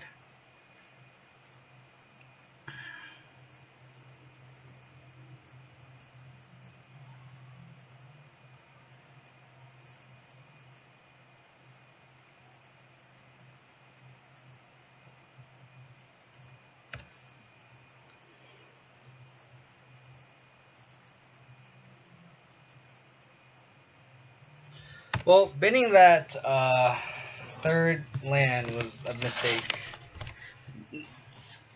Seeing how my deck doesn't want me to draw more lands. Oh, my opponent was stuck on 2 lands game 1, so this is just fair.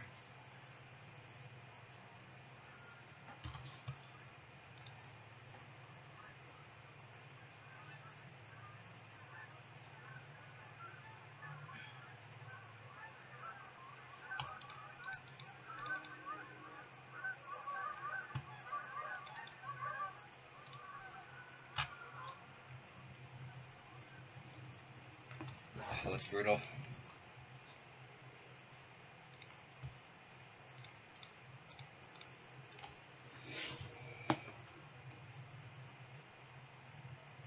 Untapped white source. Untapped white source. This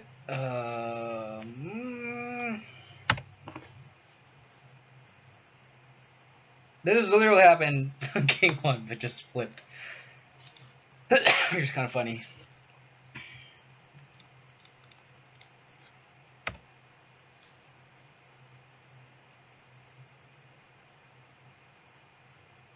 Nice. Nice.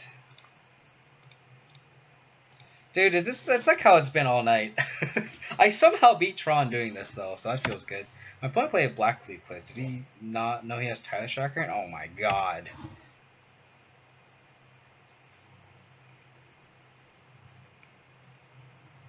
Ooh, that treetop's gonna get there. Oh boy. Alright.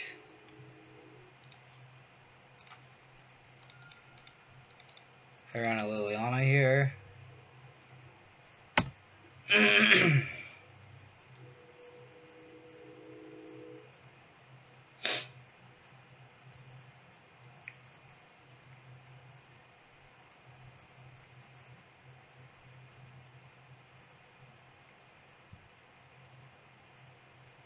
Okay.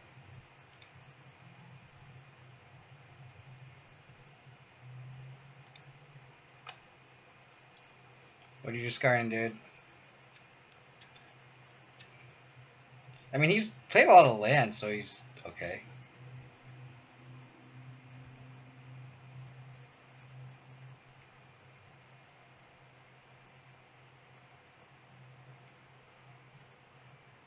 Cool.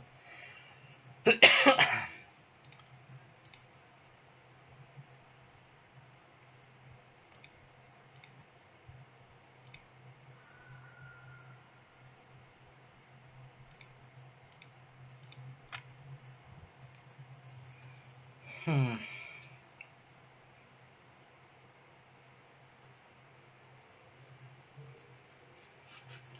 Then I'm gonna play as Plague Engineer and then just try to chump the Treetop Village. That's a lot of damage coming through. I'm trying to set up my Gideon here, and I don't think playing Tyler Sharker does that.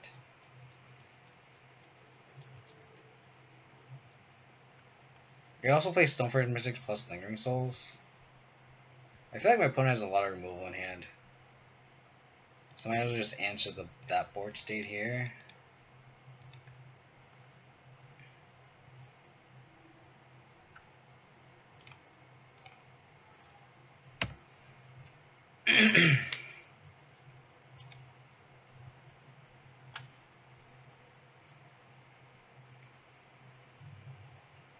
Dude, that Treetop Village is just gonna kill me, isn't it?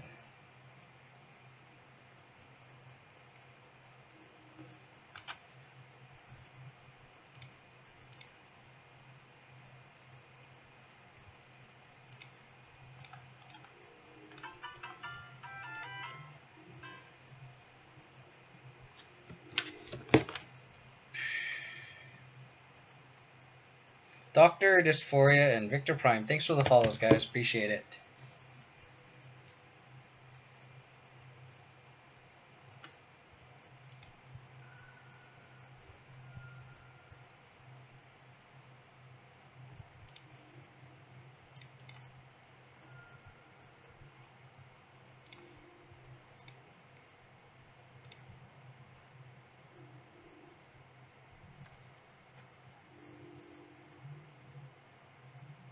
I have nothing that properly blocks my fucking opponent's treetop village, dude. This is so awkward.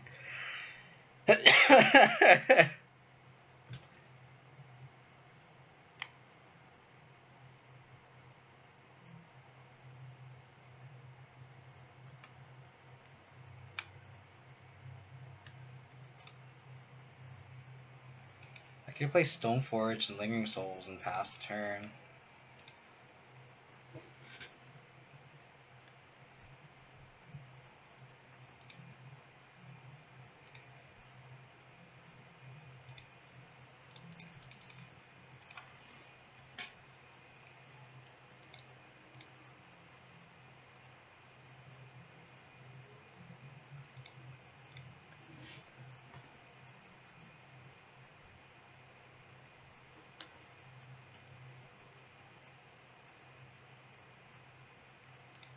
Sure.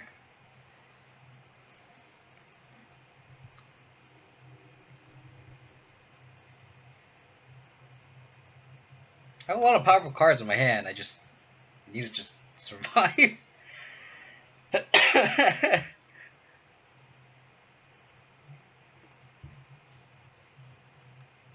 Oh no.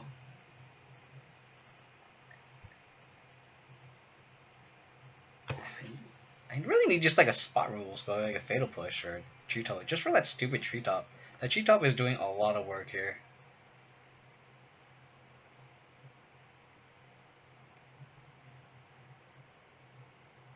Oh wow.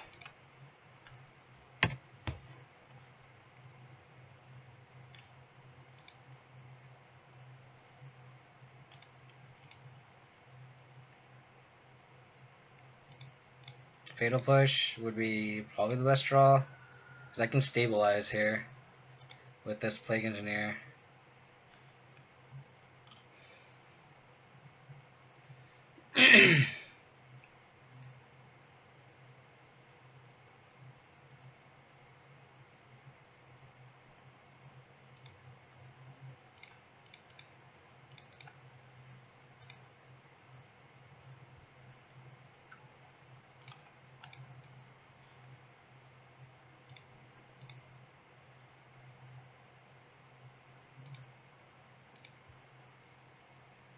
Ditto Bolt.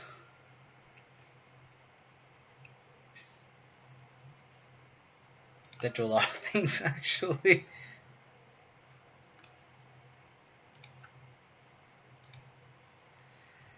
Oh man.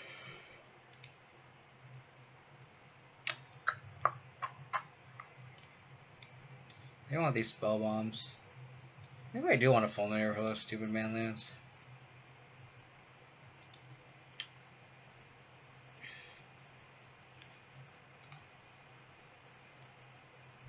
God damn. Now I don't have any green. Basic Plains. Why do you hate me so much?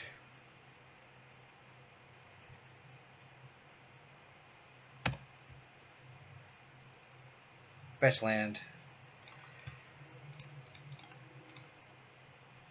Come on, Bobby.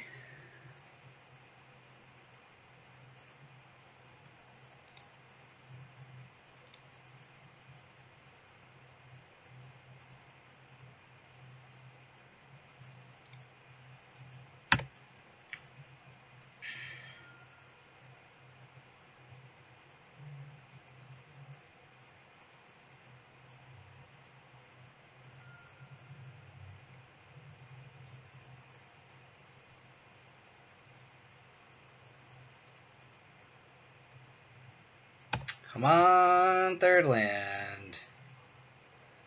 Oh my god.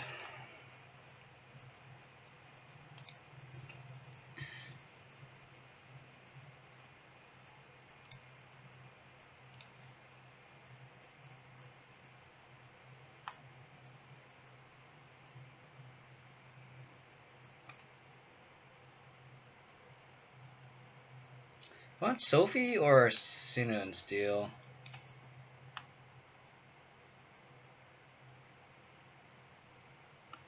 think I want so. I'll be sitting still, protect everything.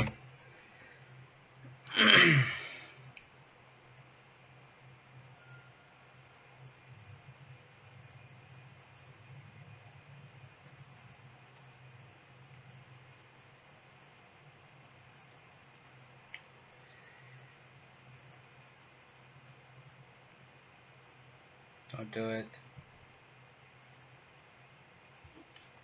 Okay. Could be worse.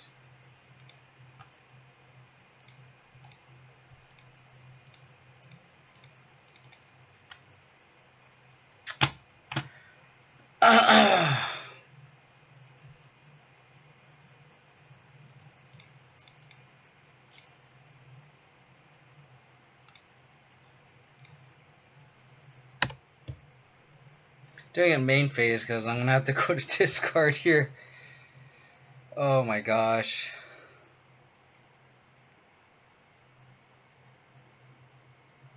Sure. You got a Ren in 6.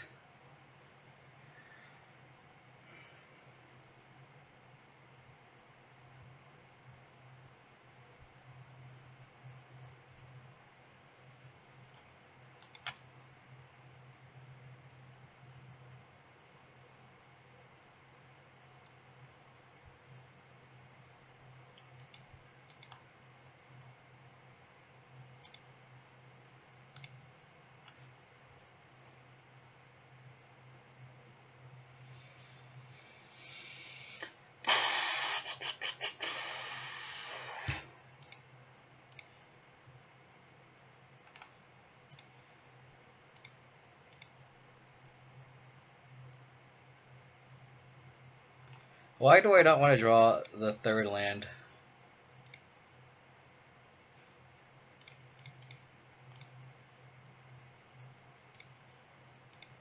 Sorry, that's not updated. I have enough time to do it.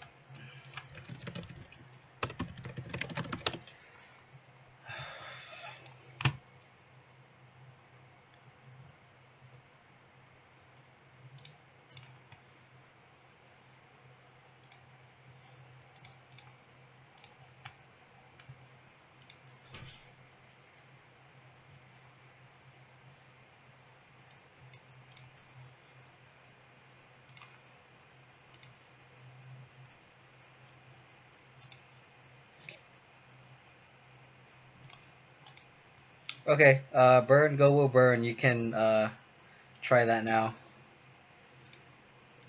That's the updated list here. I just updated it. Sorry about that.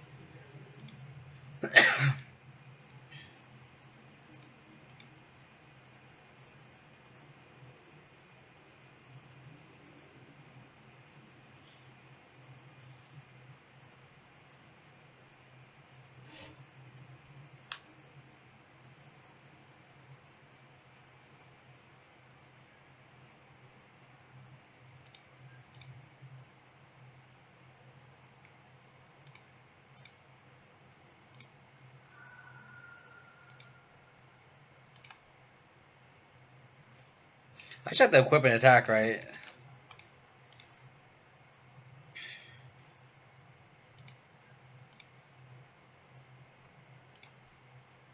Oh my god. Am I gonna get through?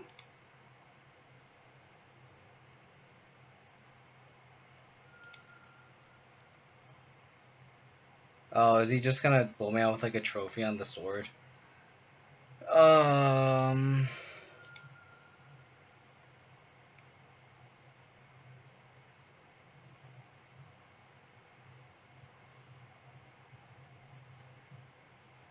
I'm just gonna concede here. I get the land, but that's so bad.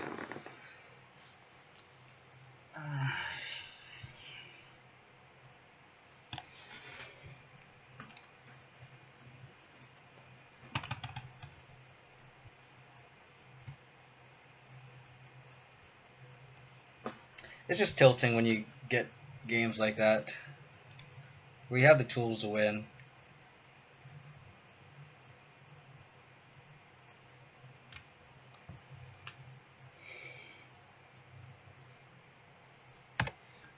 Razorforge Thicket is interesting. It's like boggles or something. Or just like green white taxes.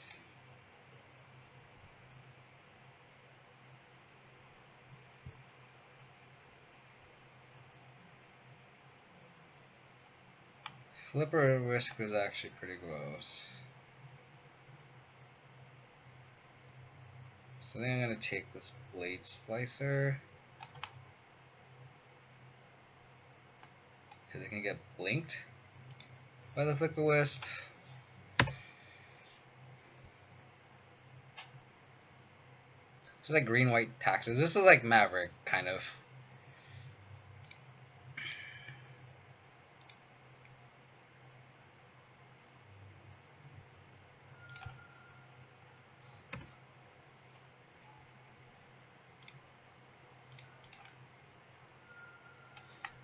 It's cast spells, right? Not activate abilities? Yeah.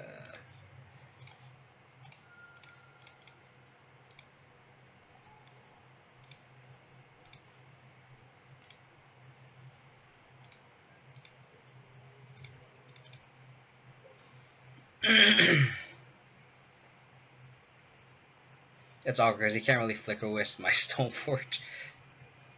He doesn't know I have more equipment in my hand. Or no equipment in my deck, but...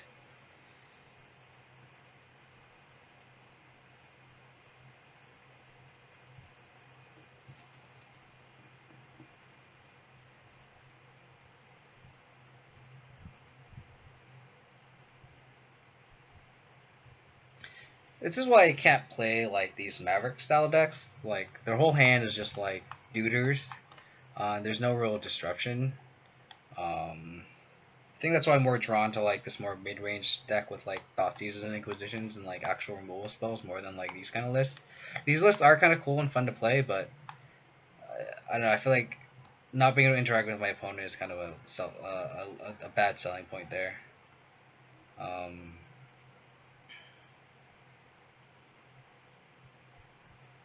And I think I'm in a pretty okay spot.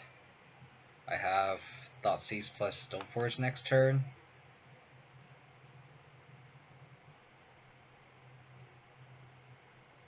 I could also just pass his Voice of Resurgence so he doesn't get any value from it later on. Opponent's tanking though. Here's the list that I'm playing. I have the Sword of Sin and Seal on the sideboard. It's pretty good when my opponent has trophies.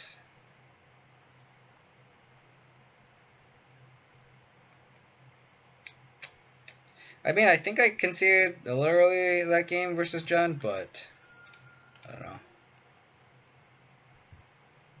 Sure. He can just, I guess, flicker his own thing, yeah. Sure. That's fine.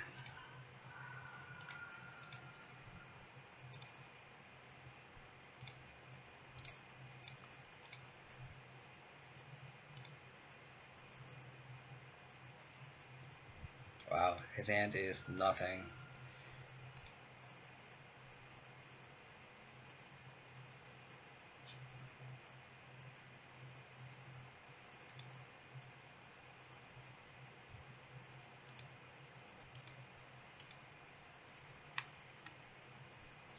This doesn't trigger on activate ability, so I can just bring it down to Batterskull and pretty safely there.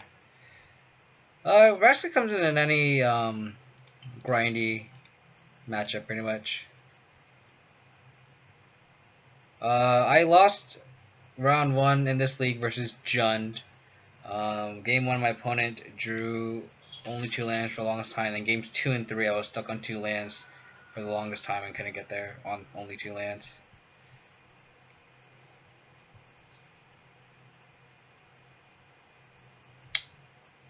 Okay.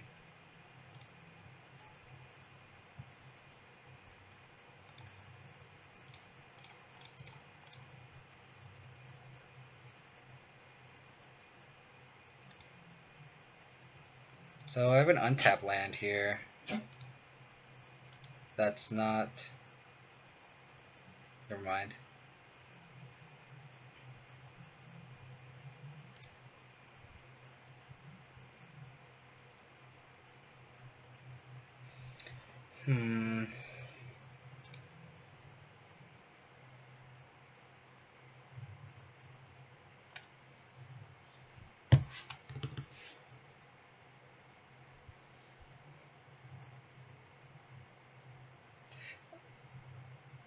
Vraska is really good just in general because it can destroy Renin 6. It can just convert your flooded lands into actual cards. It's kind of a bad sample size this night because I've been stuck on 2 or 3 lands this whole night. But in a bigger sample size when you actually draw your lands, it's actually pretty good.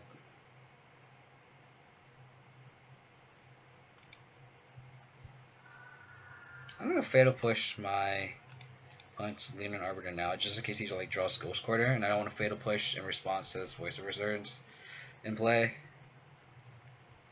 Yeah, I'd bring both in. I had Sorin, and I feel like Sorin's a lot more versatile because you can bring Sorin, Vengeful Bloodlord, in against decks like Tron because they recurse Fulminators. I just did the Sorin Brigadian swap just cause.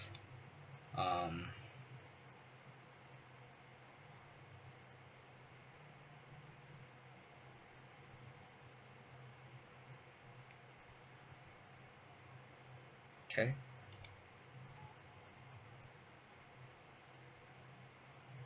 I have 2 mana for Path, so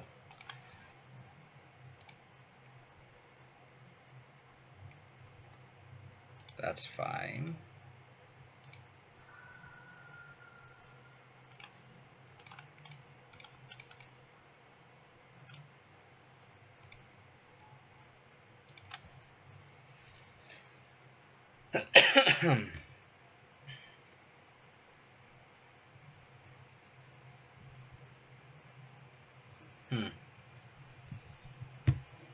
When I has Temple Guard in hand, I could Path here, Whip here.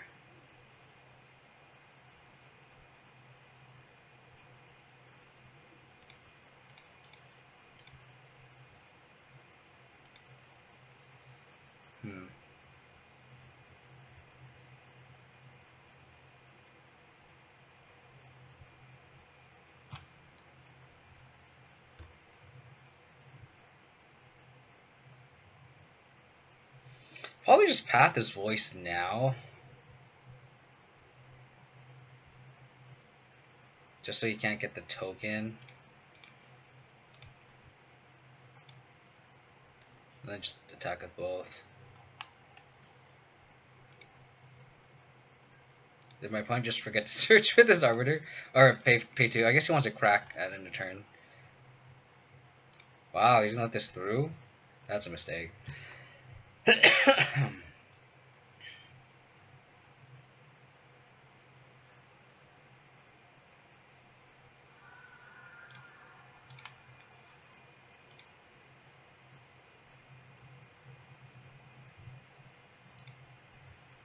First time playing against Sword and Fire and Ice, huh?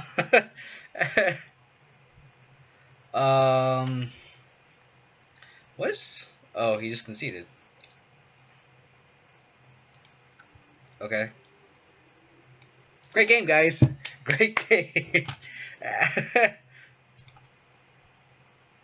Oh my god, where are my lands? I have 24 lands, right?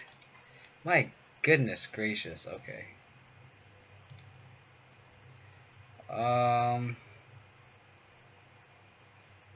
Guess I've just been the Goyf.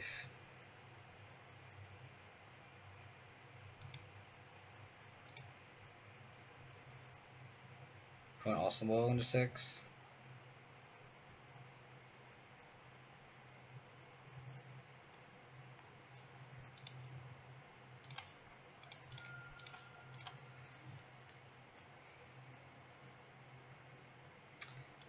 Amulet of Vigor, eh? I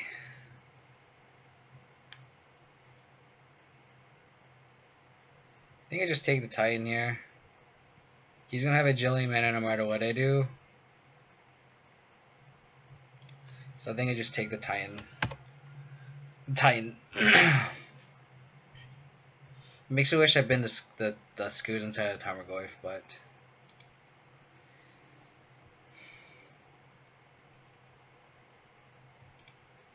Yep.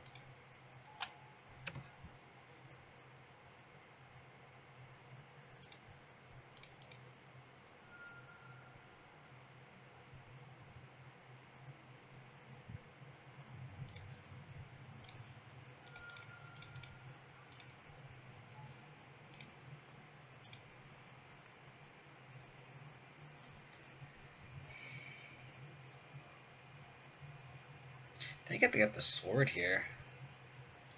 I think I want to draw cards.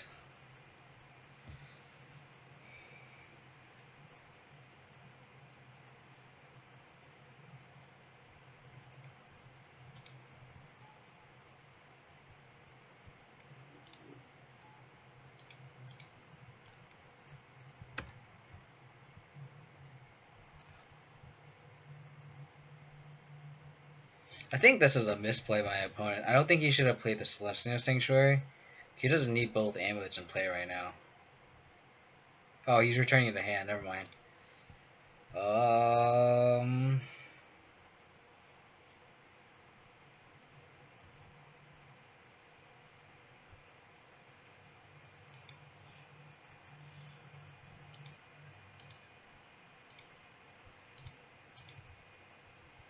So I need to dodge Titan here.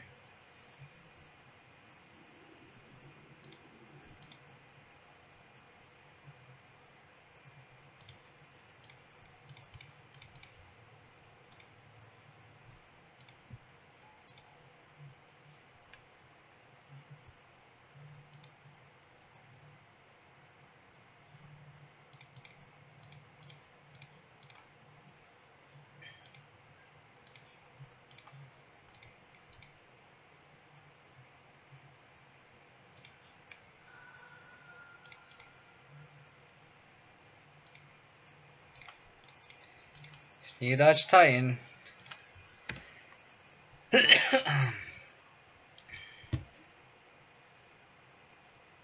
Maelstrom Pulse would be pretty good here.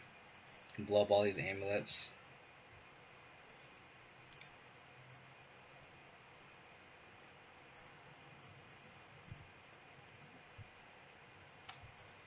You draw Titan? He must have. I don't know why else he would do this.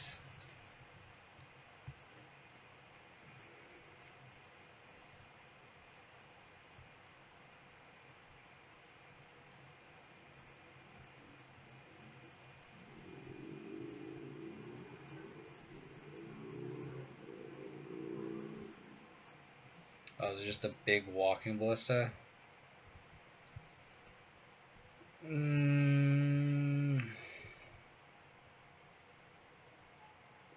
Yikes.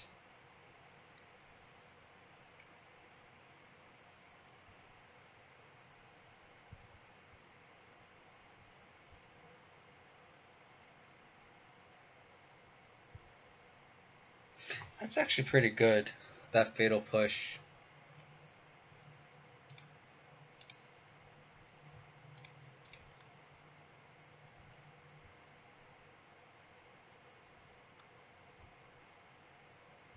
Because now he has to pick between one of these two. To kill.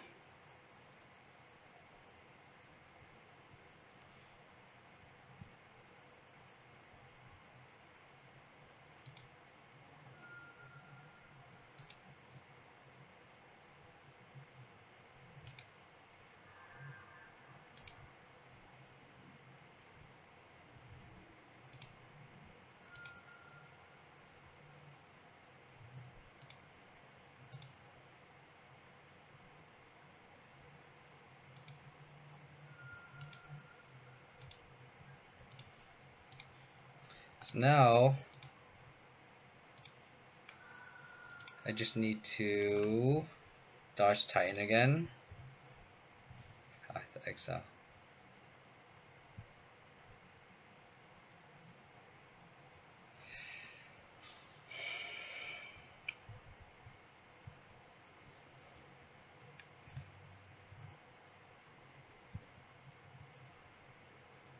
I think it's one of those situations where like I could cast Lingering Souls, but then I can just die to a Titan here. And I have Path to Exile, so I'll just Inquisition here. Okay, cool. That was actually a good take there.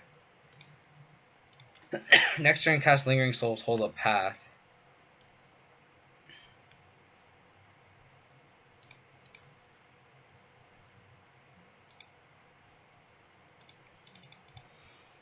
Is it another Walking Ballista? Because that'd be so gross. There's another Titan, that's fine.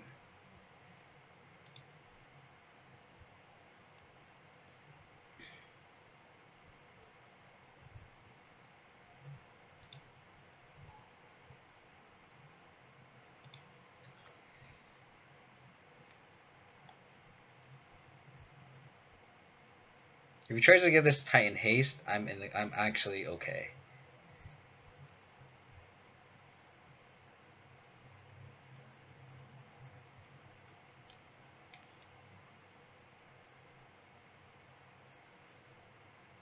Just so I don't misclick, I'm just gonna path now. Because he has just a Sanctuary in hand.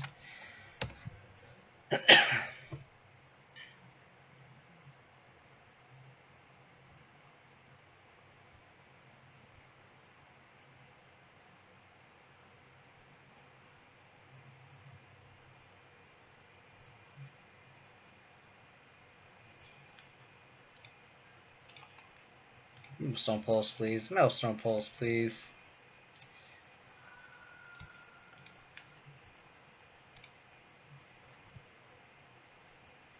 Trophy.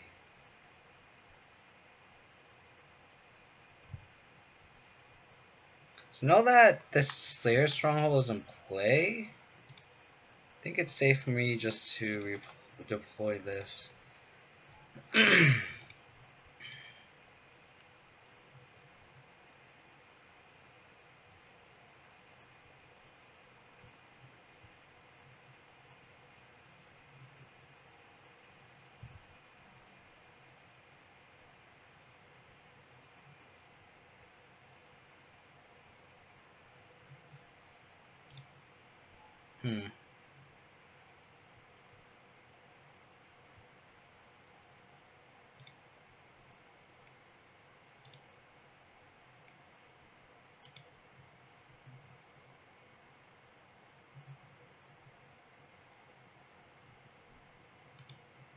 That's fine.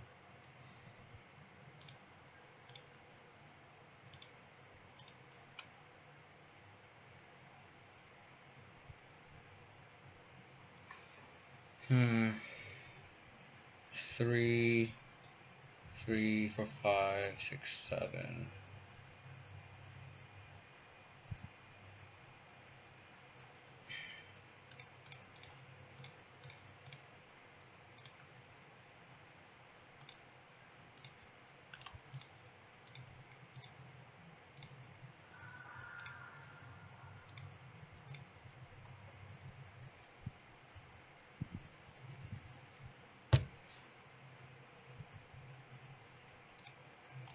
This is an insane game.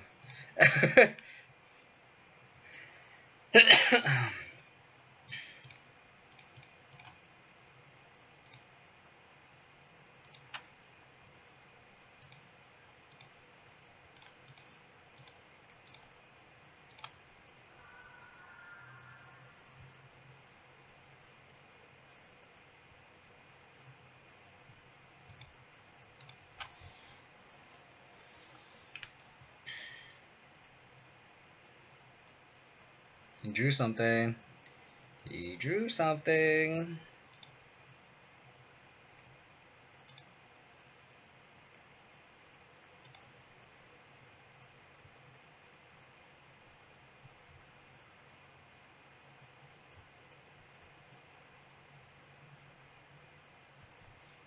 Did he play a land this turn? He did. Slizner Sanctuary.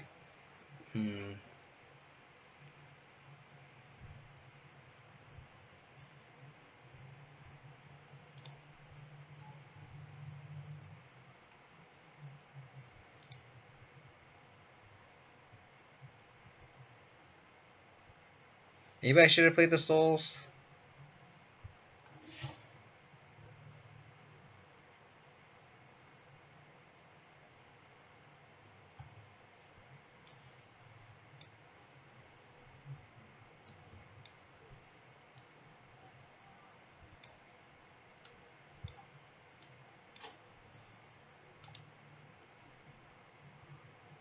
It's a lot of mana.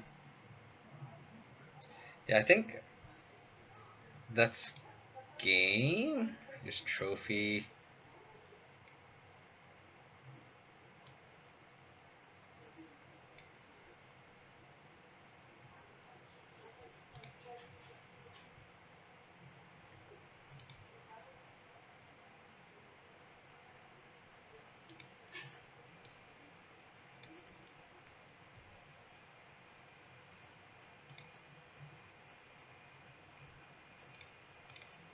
Never mind. I'm glad I didn't. Oh no! Wow.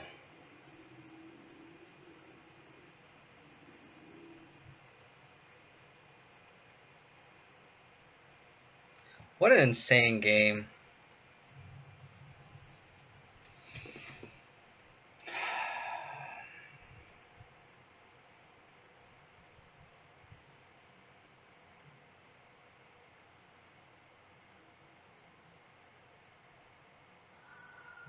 What an insane game.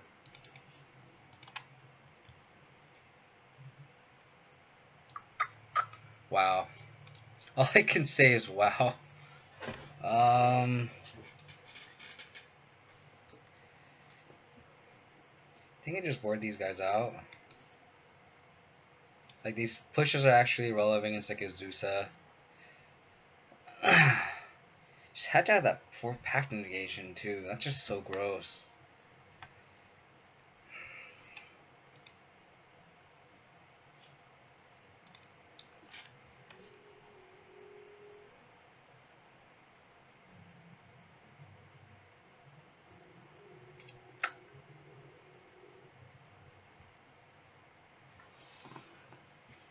So gross.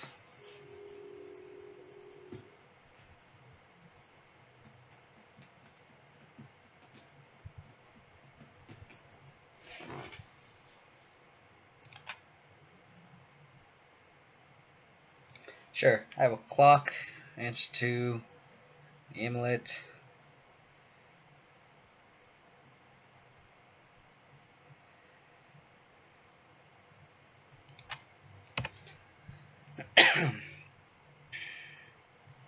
On the draw, this hand would be awful. On the play, I think it's okay.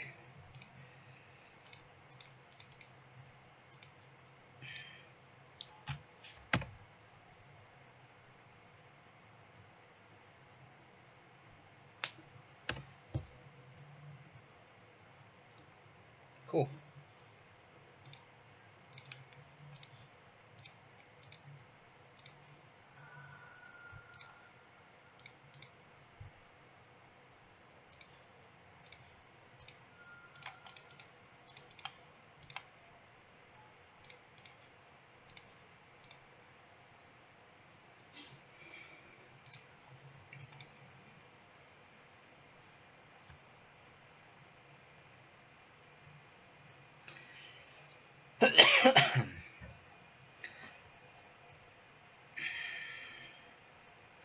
It could be awkward. Maybe I should discard the Decay instead of the Fatal Push so I can kill an Azusa. Because I'm smelling an Azusa here. So it might have been correct just to ditch the Decay.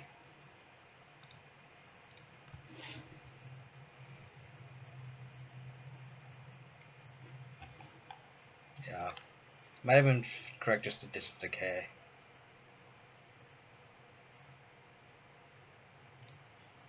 No blue mana is pretty bad for my opponent though.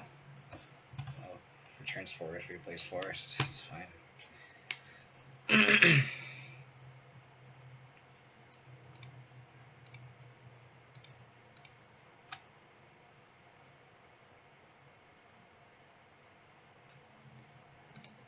Yeah, I think I'm correct just to ditch the Abrupt Decay. Just guessing my opponent has an Azusa in hand.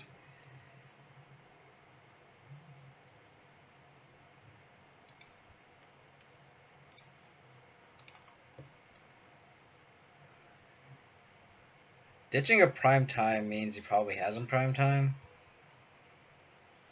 It's probably got the Abrupt Decay, the Azusa here.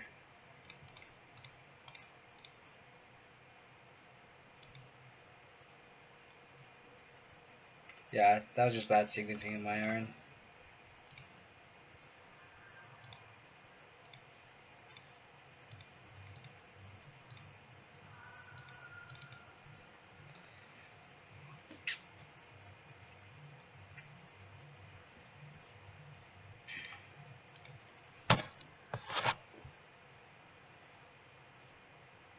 Oh, that's gross.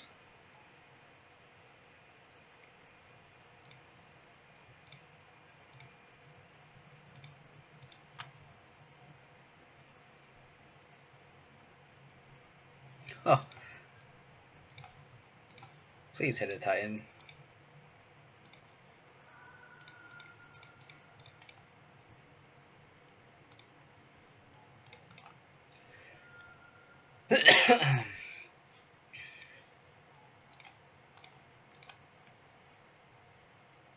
One, two, three, four, five.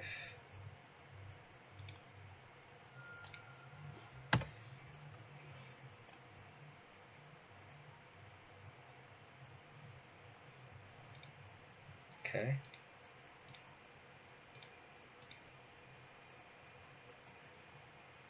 That was a good draw. Thank you, deck.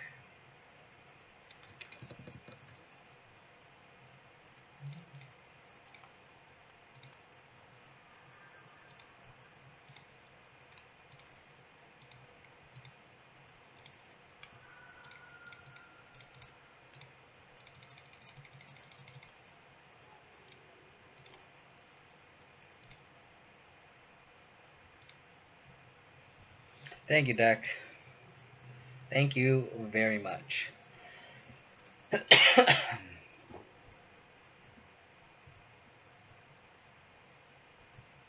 Quarter Queen makes me want like a Plague Engineer or something. Just as like a one of.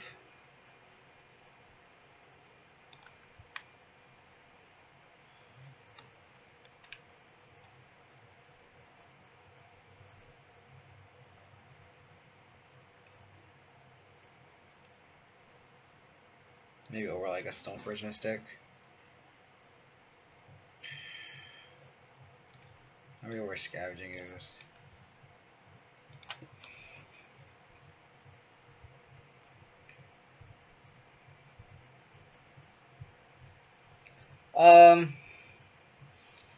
Maybe.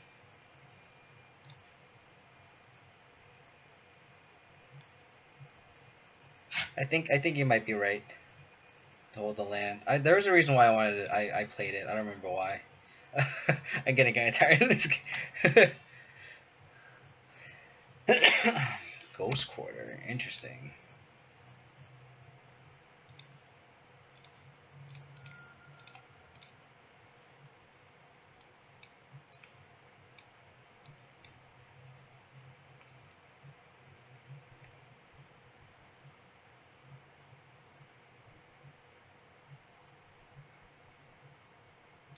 Take the Titan.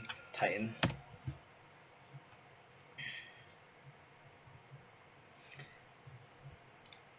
Oh, yikes. Wow. That was a good draw by my opponent.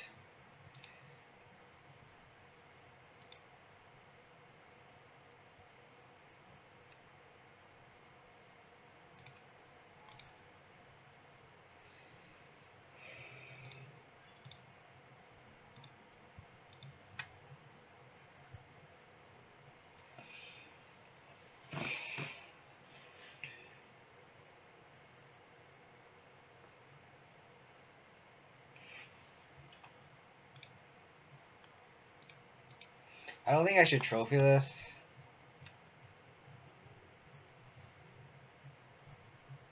Not yet. I think I'm gonna just Fatal Push. Stick her Tribal there. I need to draw a land here. God, the story of tonight is just not drawing their third land. That's just what's killing us here. It's pretty frustrating.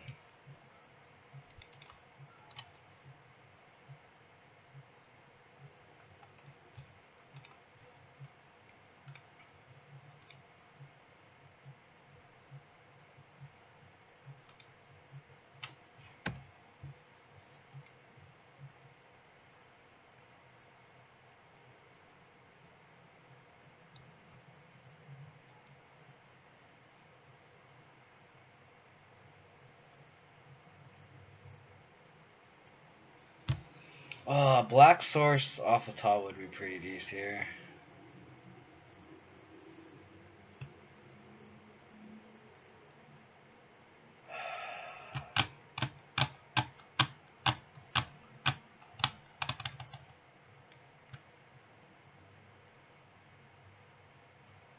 I mean, at this point, I gotta hold the trophy for a Primeval Titan.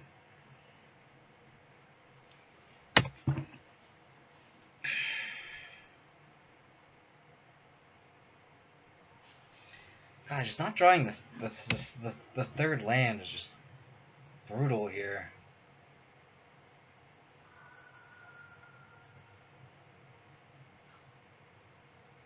It's pretty tilting.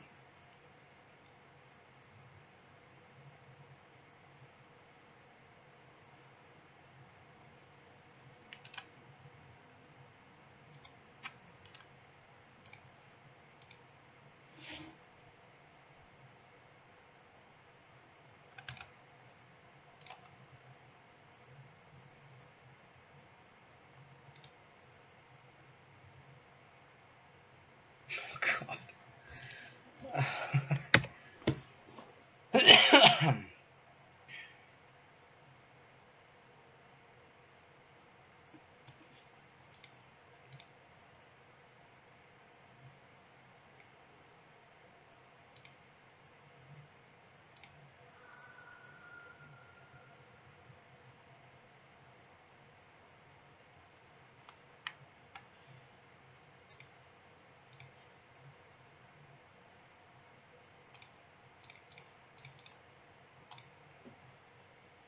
Think about this EE. If he pops this EE, it also kills all of his studers too.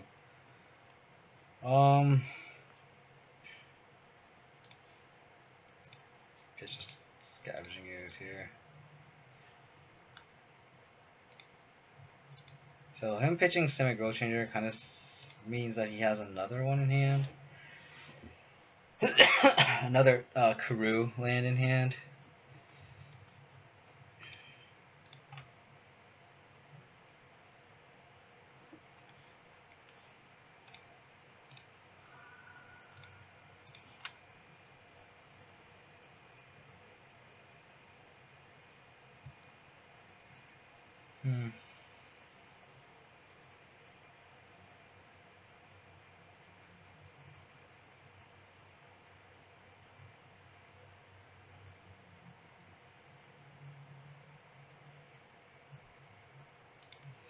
I think I'm gonna pitch this Playing Engineer.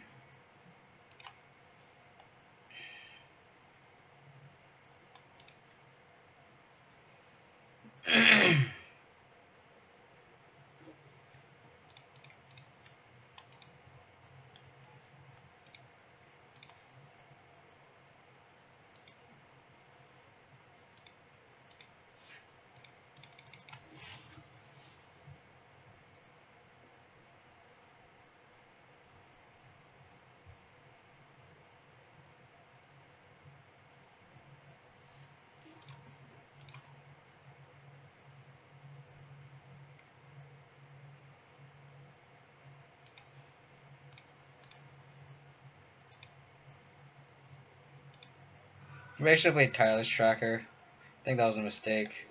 So I can effectively block here. Sure.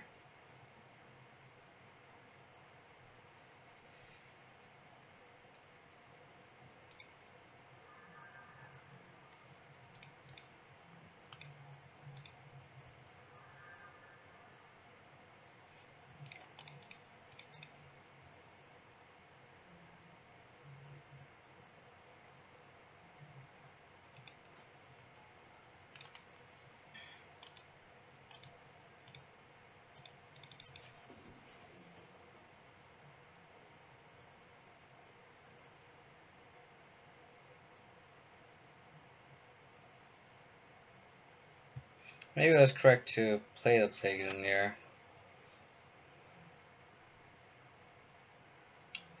Yeah.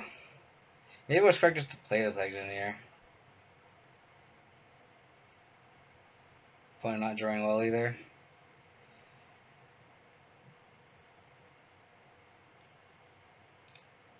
Two life. It's clutch.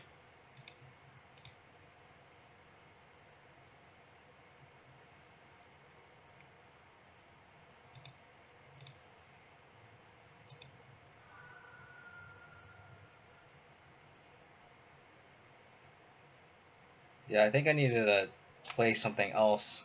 I think it was correct to play the Plague Engineer and pitch the Stoneforge Mystic.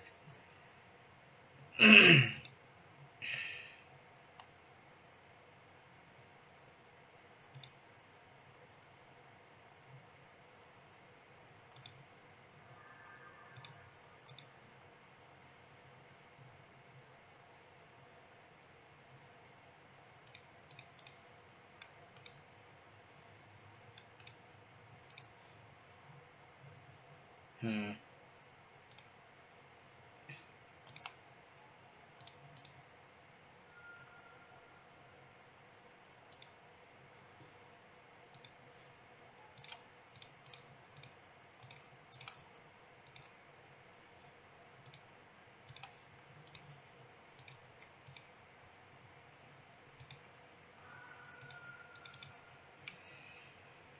Um.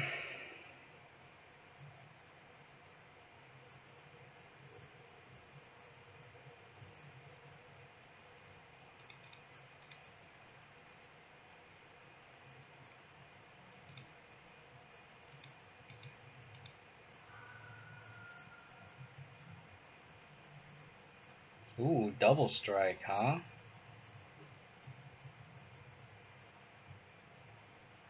Oh, he's gonna ballista me out. Oh man.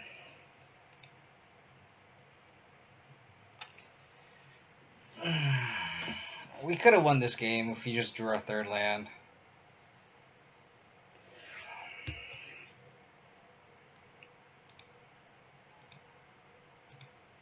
Yep.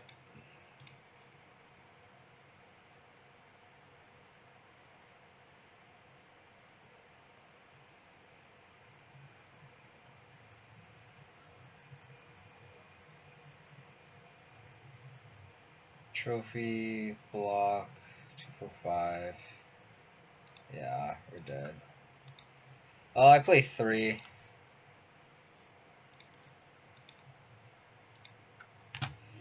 If you put exclamation point deck list, a link will pop up with the deck that I'm playing with. Actually, I think I can do it myself. That's just really annoying when just multiple games in this league, I just can't hit the third land. It was like twice against Jund, against Amulet, and then one game in the last league. It's just like, ugh. I think so. I mean, I think it gives it a little bit of a power boost just for Abzan in general. I don't think Abzan becomes like tier 1 or anything, but I think it's a nice power boost that I'll take. Like, I still think Jund is a lot better than Abzan, but what the hell is this?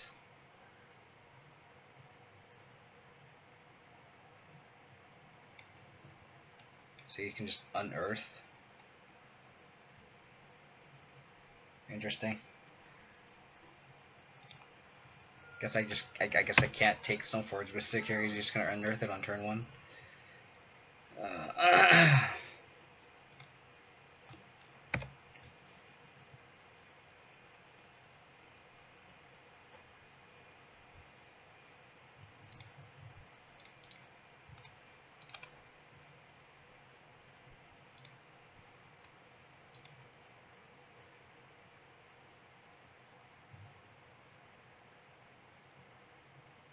Can't take either of these.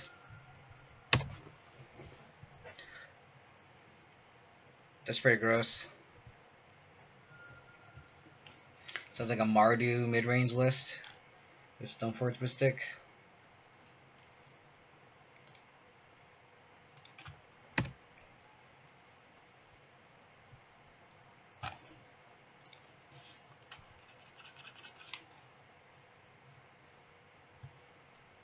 Sure.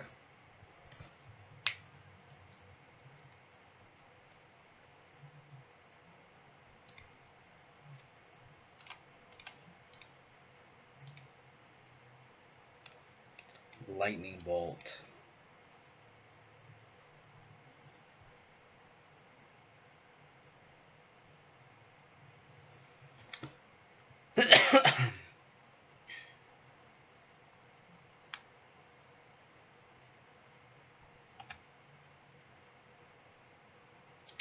Wow, I think I have to take the Skelemental here and then just decay the Stoneforge Mystic. And then opponent's just gonna Season Pyromancer.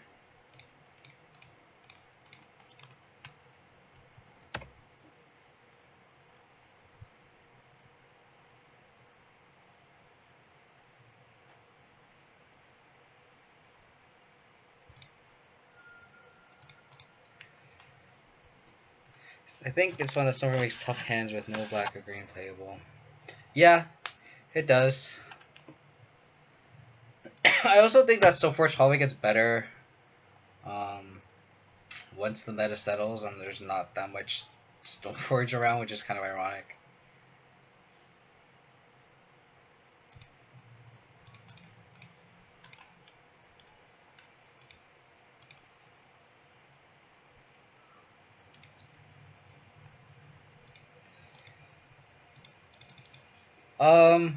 Does the lead log work?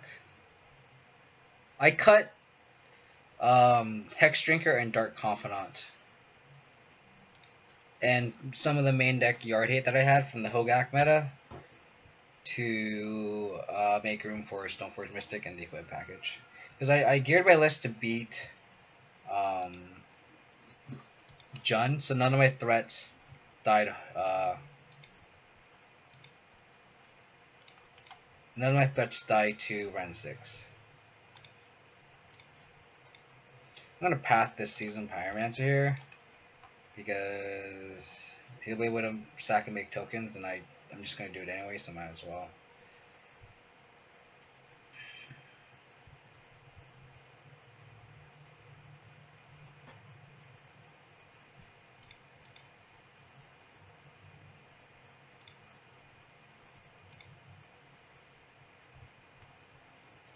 That's a pretty decent draw.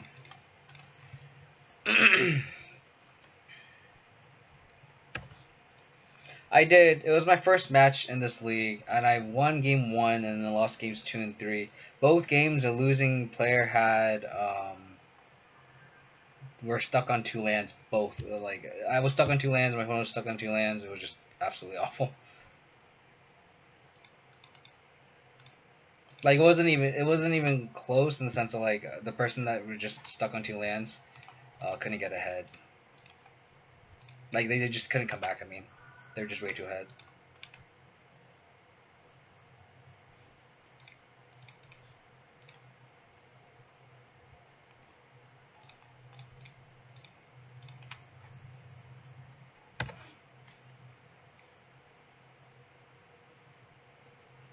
Sure.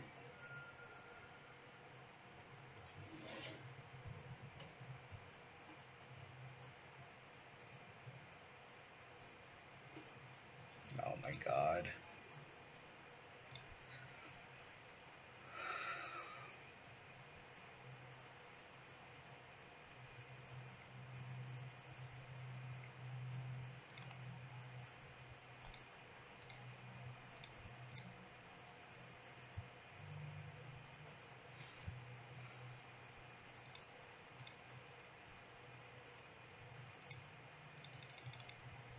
I have to hope my opponent doesn't draw a removal spell.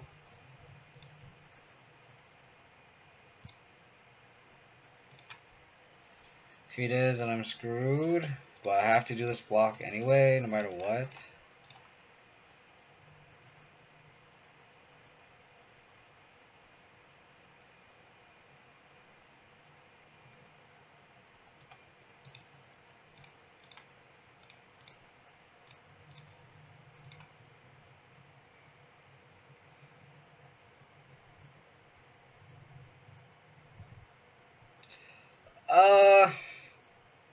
If you're gonna buy Mystics, I would wait first of all.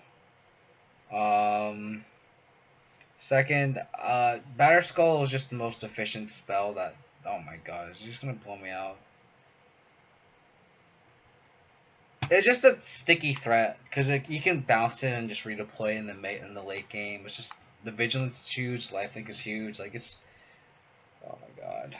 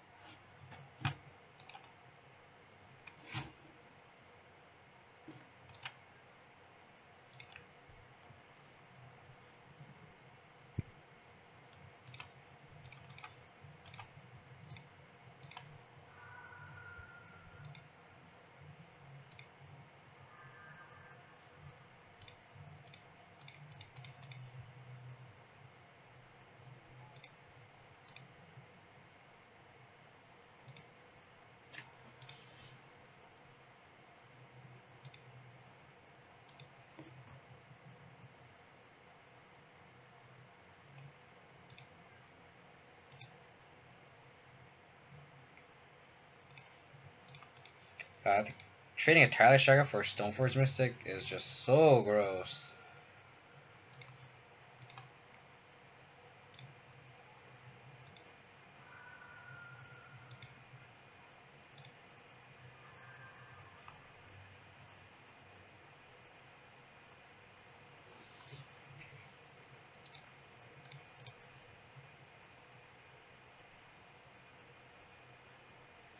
Don't think I want to crack the clue yet. Just to play around a discard spell.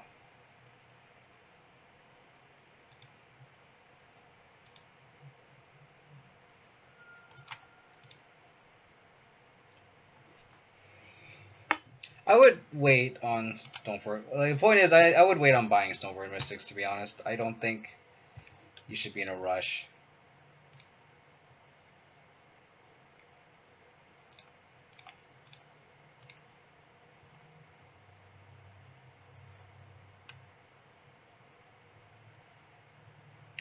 It's hard to say. I can see Tron, Grixis Whir, um,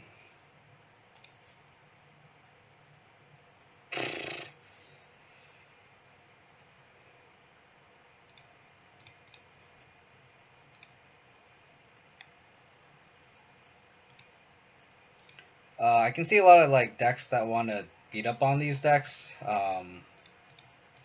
Do well.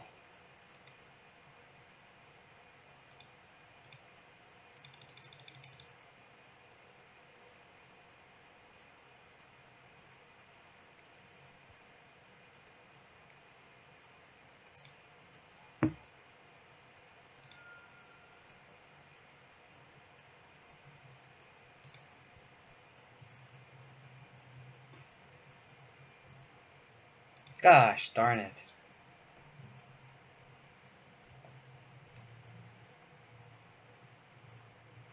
This game is insane. But like Tron, Grixis Whir I think is really good.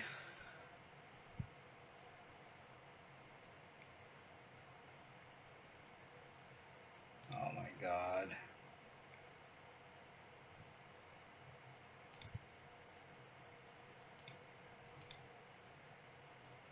Please give me a Fatal Push or a Path or something. Oh man.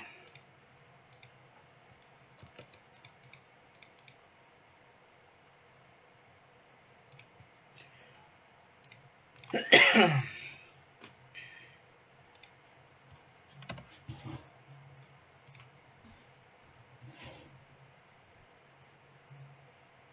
had like a little bit of hope to come back from there, but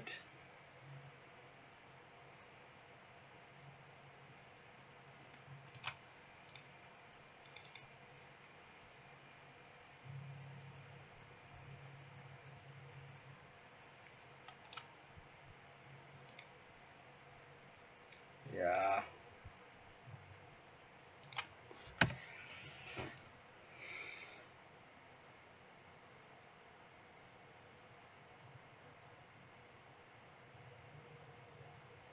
This list is pretty sweet though. I'm not gonna lie.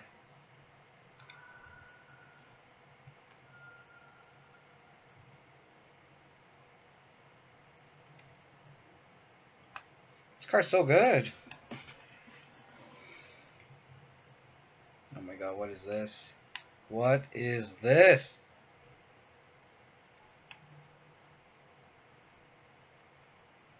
Oh my god.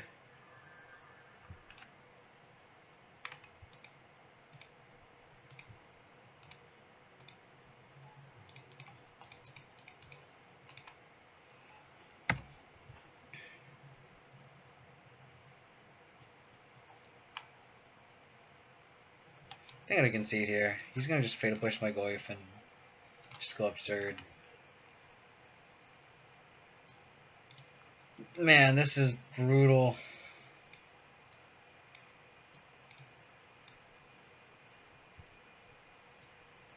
I'm just getting absolutely destroyed here. Lilino's even that good here. I'm the play probably.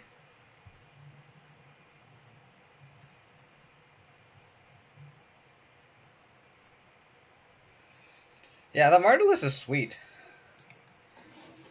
The Skelemental was pretty scary, and just like the Unearth just like nullifies all my discard spells. It's kind of gross.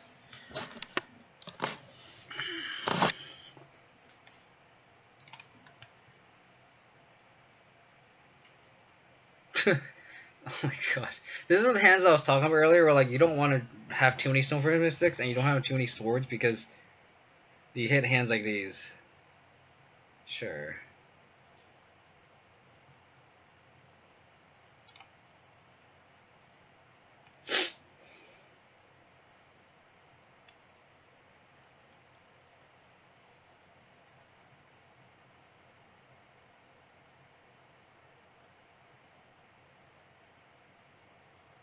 I think I bought on the sword here.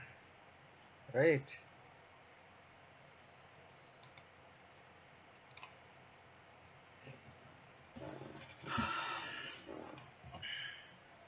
I don't know if Vraska got better. It's hard to say what's good and what's bad right now, just because the meta like it's so fresh. Like we don't know what's gonna be good, what's gonna be bad. So, 2 more games.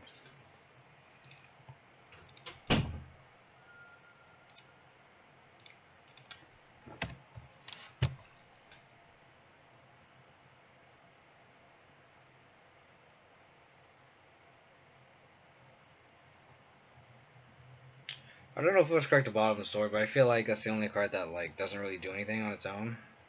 They kill my Tomagorth, then the sword really does nothing. But it's oh, he's gonna Inquisition me. Gosh darn it.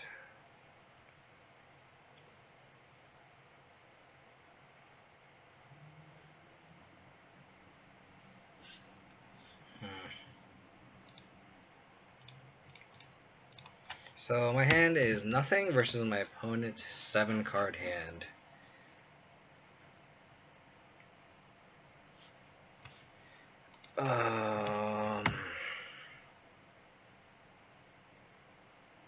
Jund is definitely better than Abzan.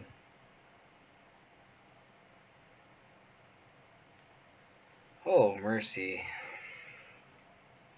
I think I have to practice Spellbomb just to get value, which is pretty bad.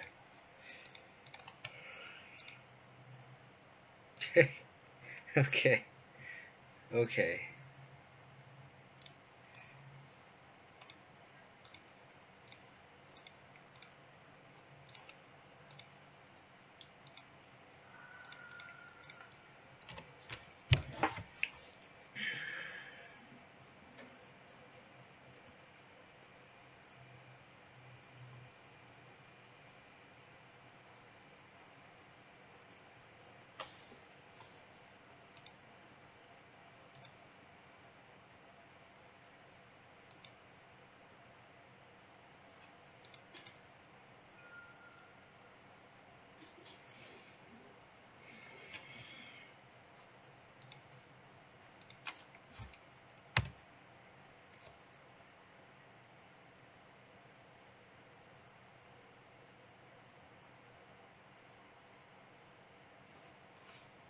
I think I attack here.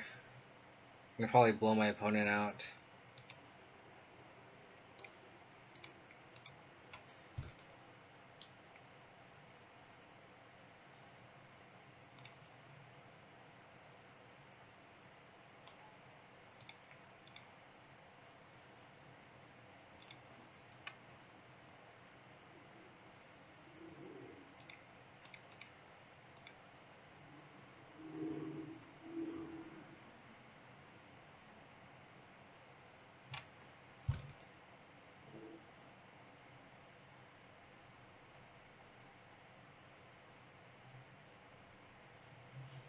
Okay.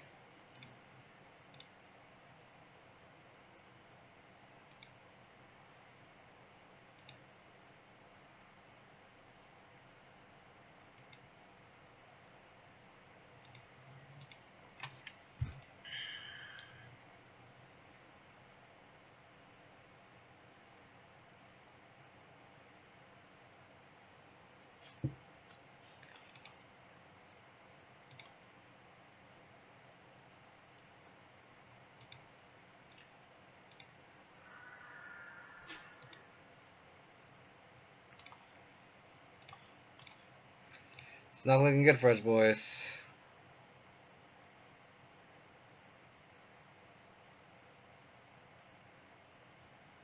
It's gonna like shock me, discard me. Okay.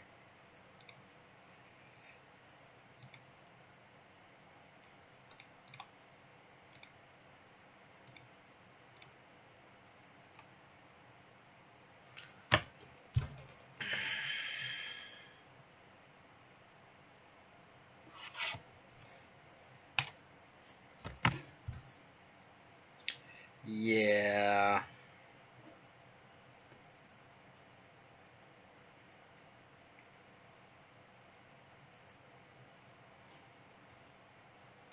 Guess I should have played this.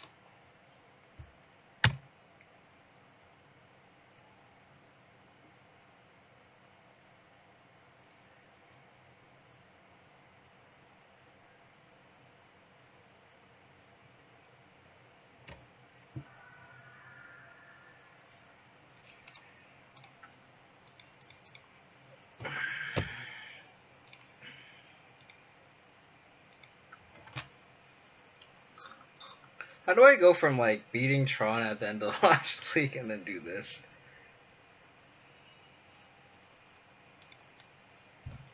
You could have, but that's just a losing proposition because they can just bounce the spatter skull and replay it. So it's just not a game-winning plan, and that's why that's why I didn't play that. I kind of wanted to wait until my opponent played something that was a little more relevant. Oh my goodness. I could theoretically name um like elemental against like seasoned pyromancer, and it has death touch, so you just trade it. But basic swamp does not tell much about what I'm against. I mean, it could be Jen's, but I doubt it because Jen kind of wants a red/green source as their first line to play Ren 6 on turn 2. This could just be like A-Rack with basic swamp in play. Or just be Dead Guy-O. Yeah,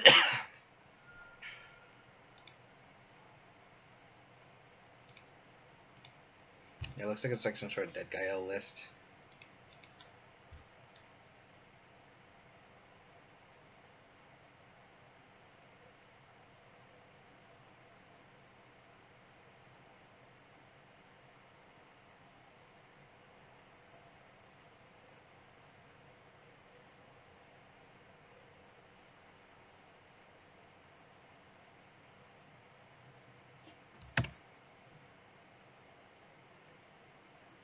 That was a good draw. Orzhov Death's Shadow, you say?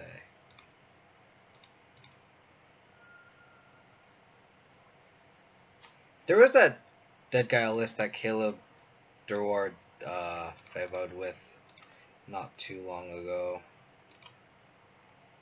I think it was this past week that I think he did. I don't know if it ran tireless colors, but it could also be Orzhov Death's Shadow, but I doubt it. I don't think, because he hasn't really played any fetch lands. Oh my god.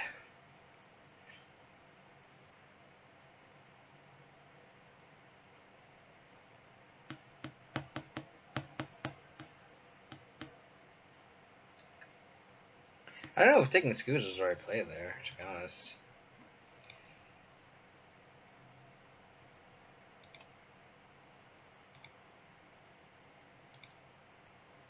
He's just out of, does he just not have removal? I guess not, huh?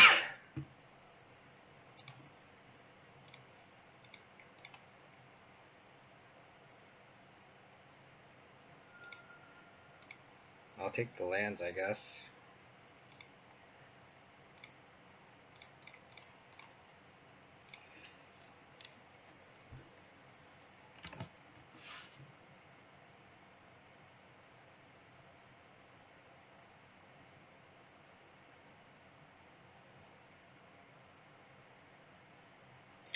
surprised this card doesn't see much more play, especially in an uninteractive meta. Like before Hoyaga was a thing. I mean, the meta was pretty uninteractive. Before is a Phoenix, I guess, because a Phoenix can just handle that guy pretty easily. So that signifies a removal spell. I'll just pass on that trade. And he's also stuck on 2 lands, which is good for us. Why don't we play what?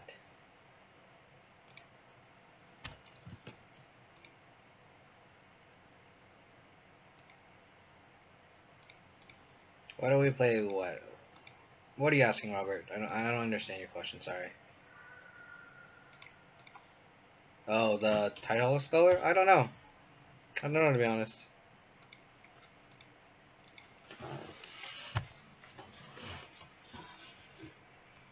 The thing is, there's also a lot less creature removal in Legacy than there is in Modern, so like this card is pretty unmolested.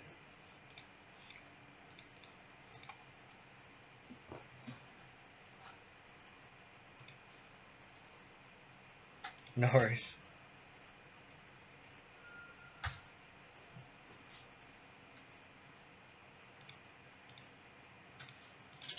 I'm hoping my opponent doesn't have like a Plague Engineer or something. That'd be awful.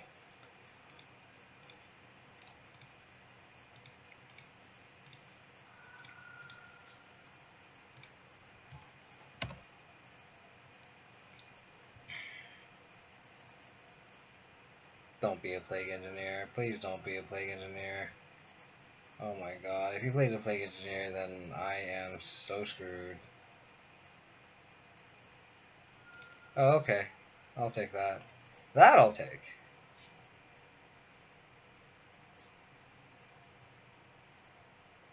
Those are just like Dead Gael. Probably some Stoneforges also. Take 3. That silent clearing is doing a lot of work for me as well.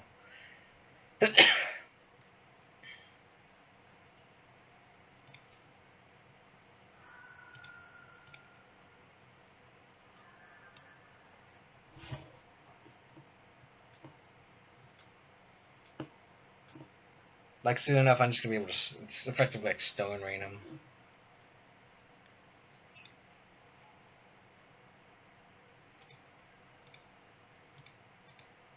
Put my point to 1.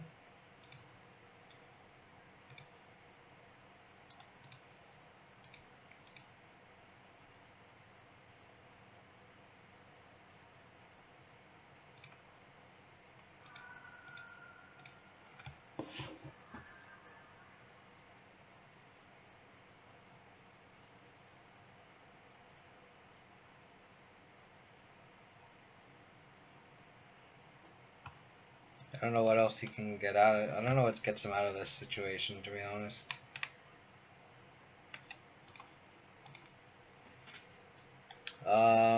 Plague Engineer seems gas. Protection from black seems pretty good. Spell balance for Lingering Souls. Bringing these walkers, I guess. Take out these.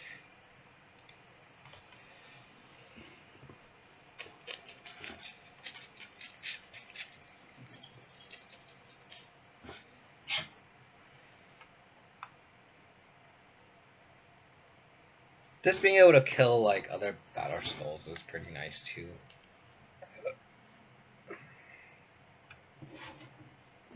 I think Stoneforge is just okay. Like Abzan was bad, and I think Abzan is gets a little bit of power boost. I don't think it becomes tier 1. I think it helps. I mean, the power boost helps a lot, but I don't think it becomes tier 1. I don't think it even becomes tier 2. I don't think Abzan's the best Stoneforge Mystic shell. But like, it's not like you would run Stoneforge Mystic. I think it's just like Abzan becomes like a tier 3 deck instead of tier 4 deck. Guess I cut a veil on the draw.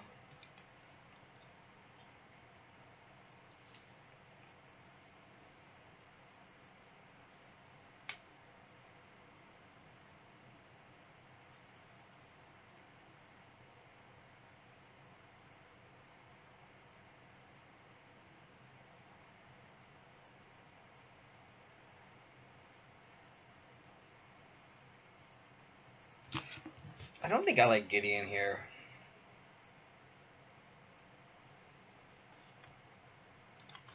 Not in this meta, I don't think.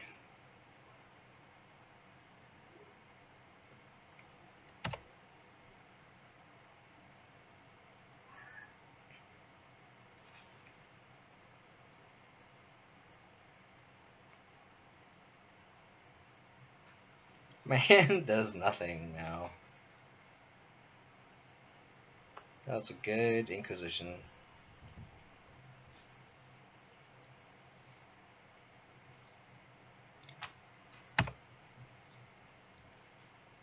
Leaves the Stoneforge Mystic. That's an interesting take here. Okay.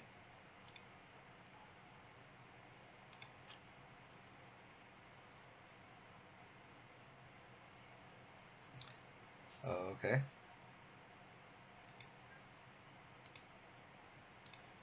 I guess I have to path this, which is gross.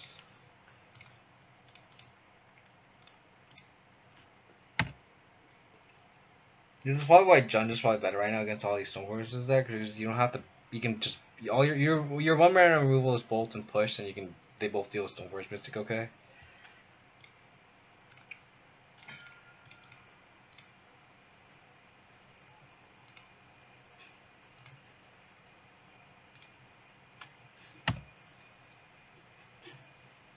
Untap land really nice here, so I can play a Liliana the Veil or this Plague Engineer.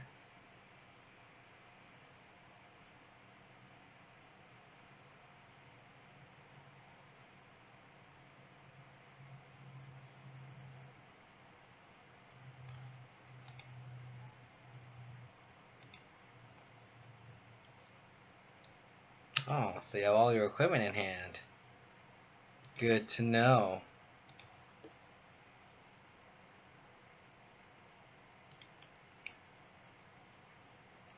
So what you're telling me is you have a Batterskull in hand. Got it.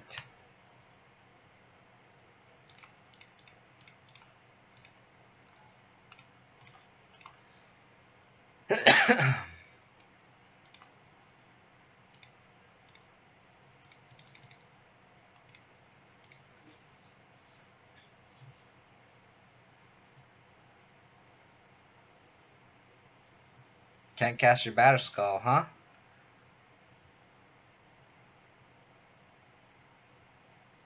Oh, sure.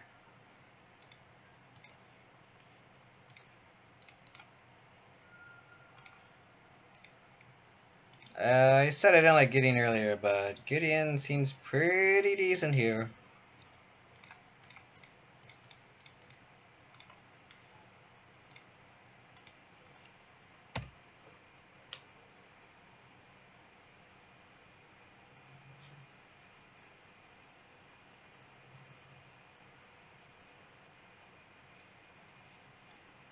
Okay.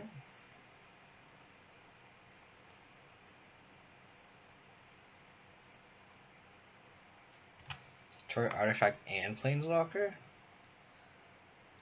That's the thing about the sword I don't like is like if there's neither of these two card types, there's zero value gained from that card.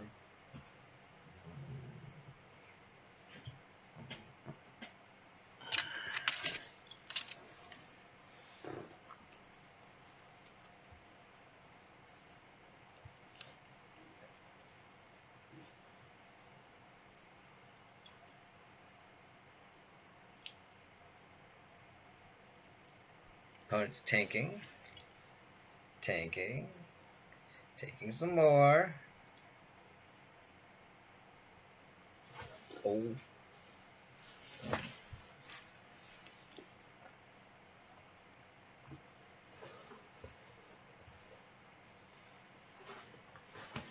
Maelstrom Pulse. I mean, it doesn't make sense that... Sure.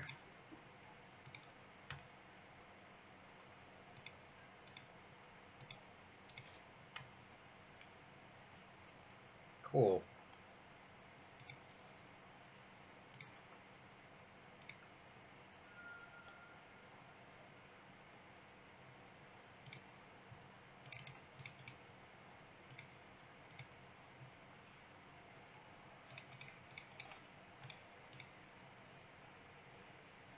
So I can just kill your sword and fires? That's pretty sweet.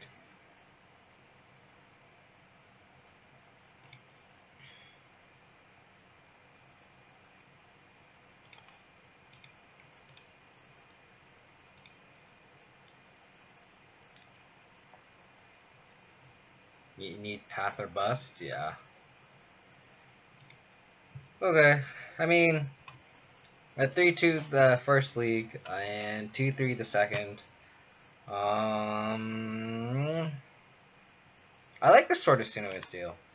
I think this card might be really good.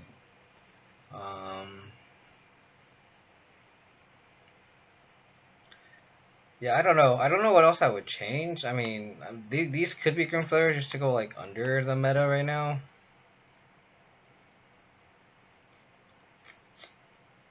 It also make the curve a lot lower. Because we have 1, 2, 3, 4, 5, 6, 7, 8, 9, 10 3-drops, right? Am I counting that right? 1, 3, 6, 9, 10. Yeah, 10 3-drops. I cut the trackers down to 2.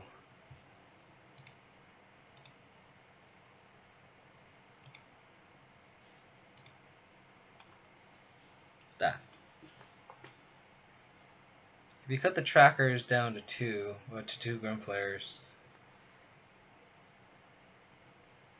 the curve would be a lot lower. And Grim Player can carry the sword pretty well.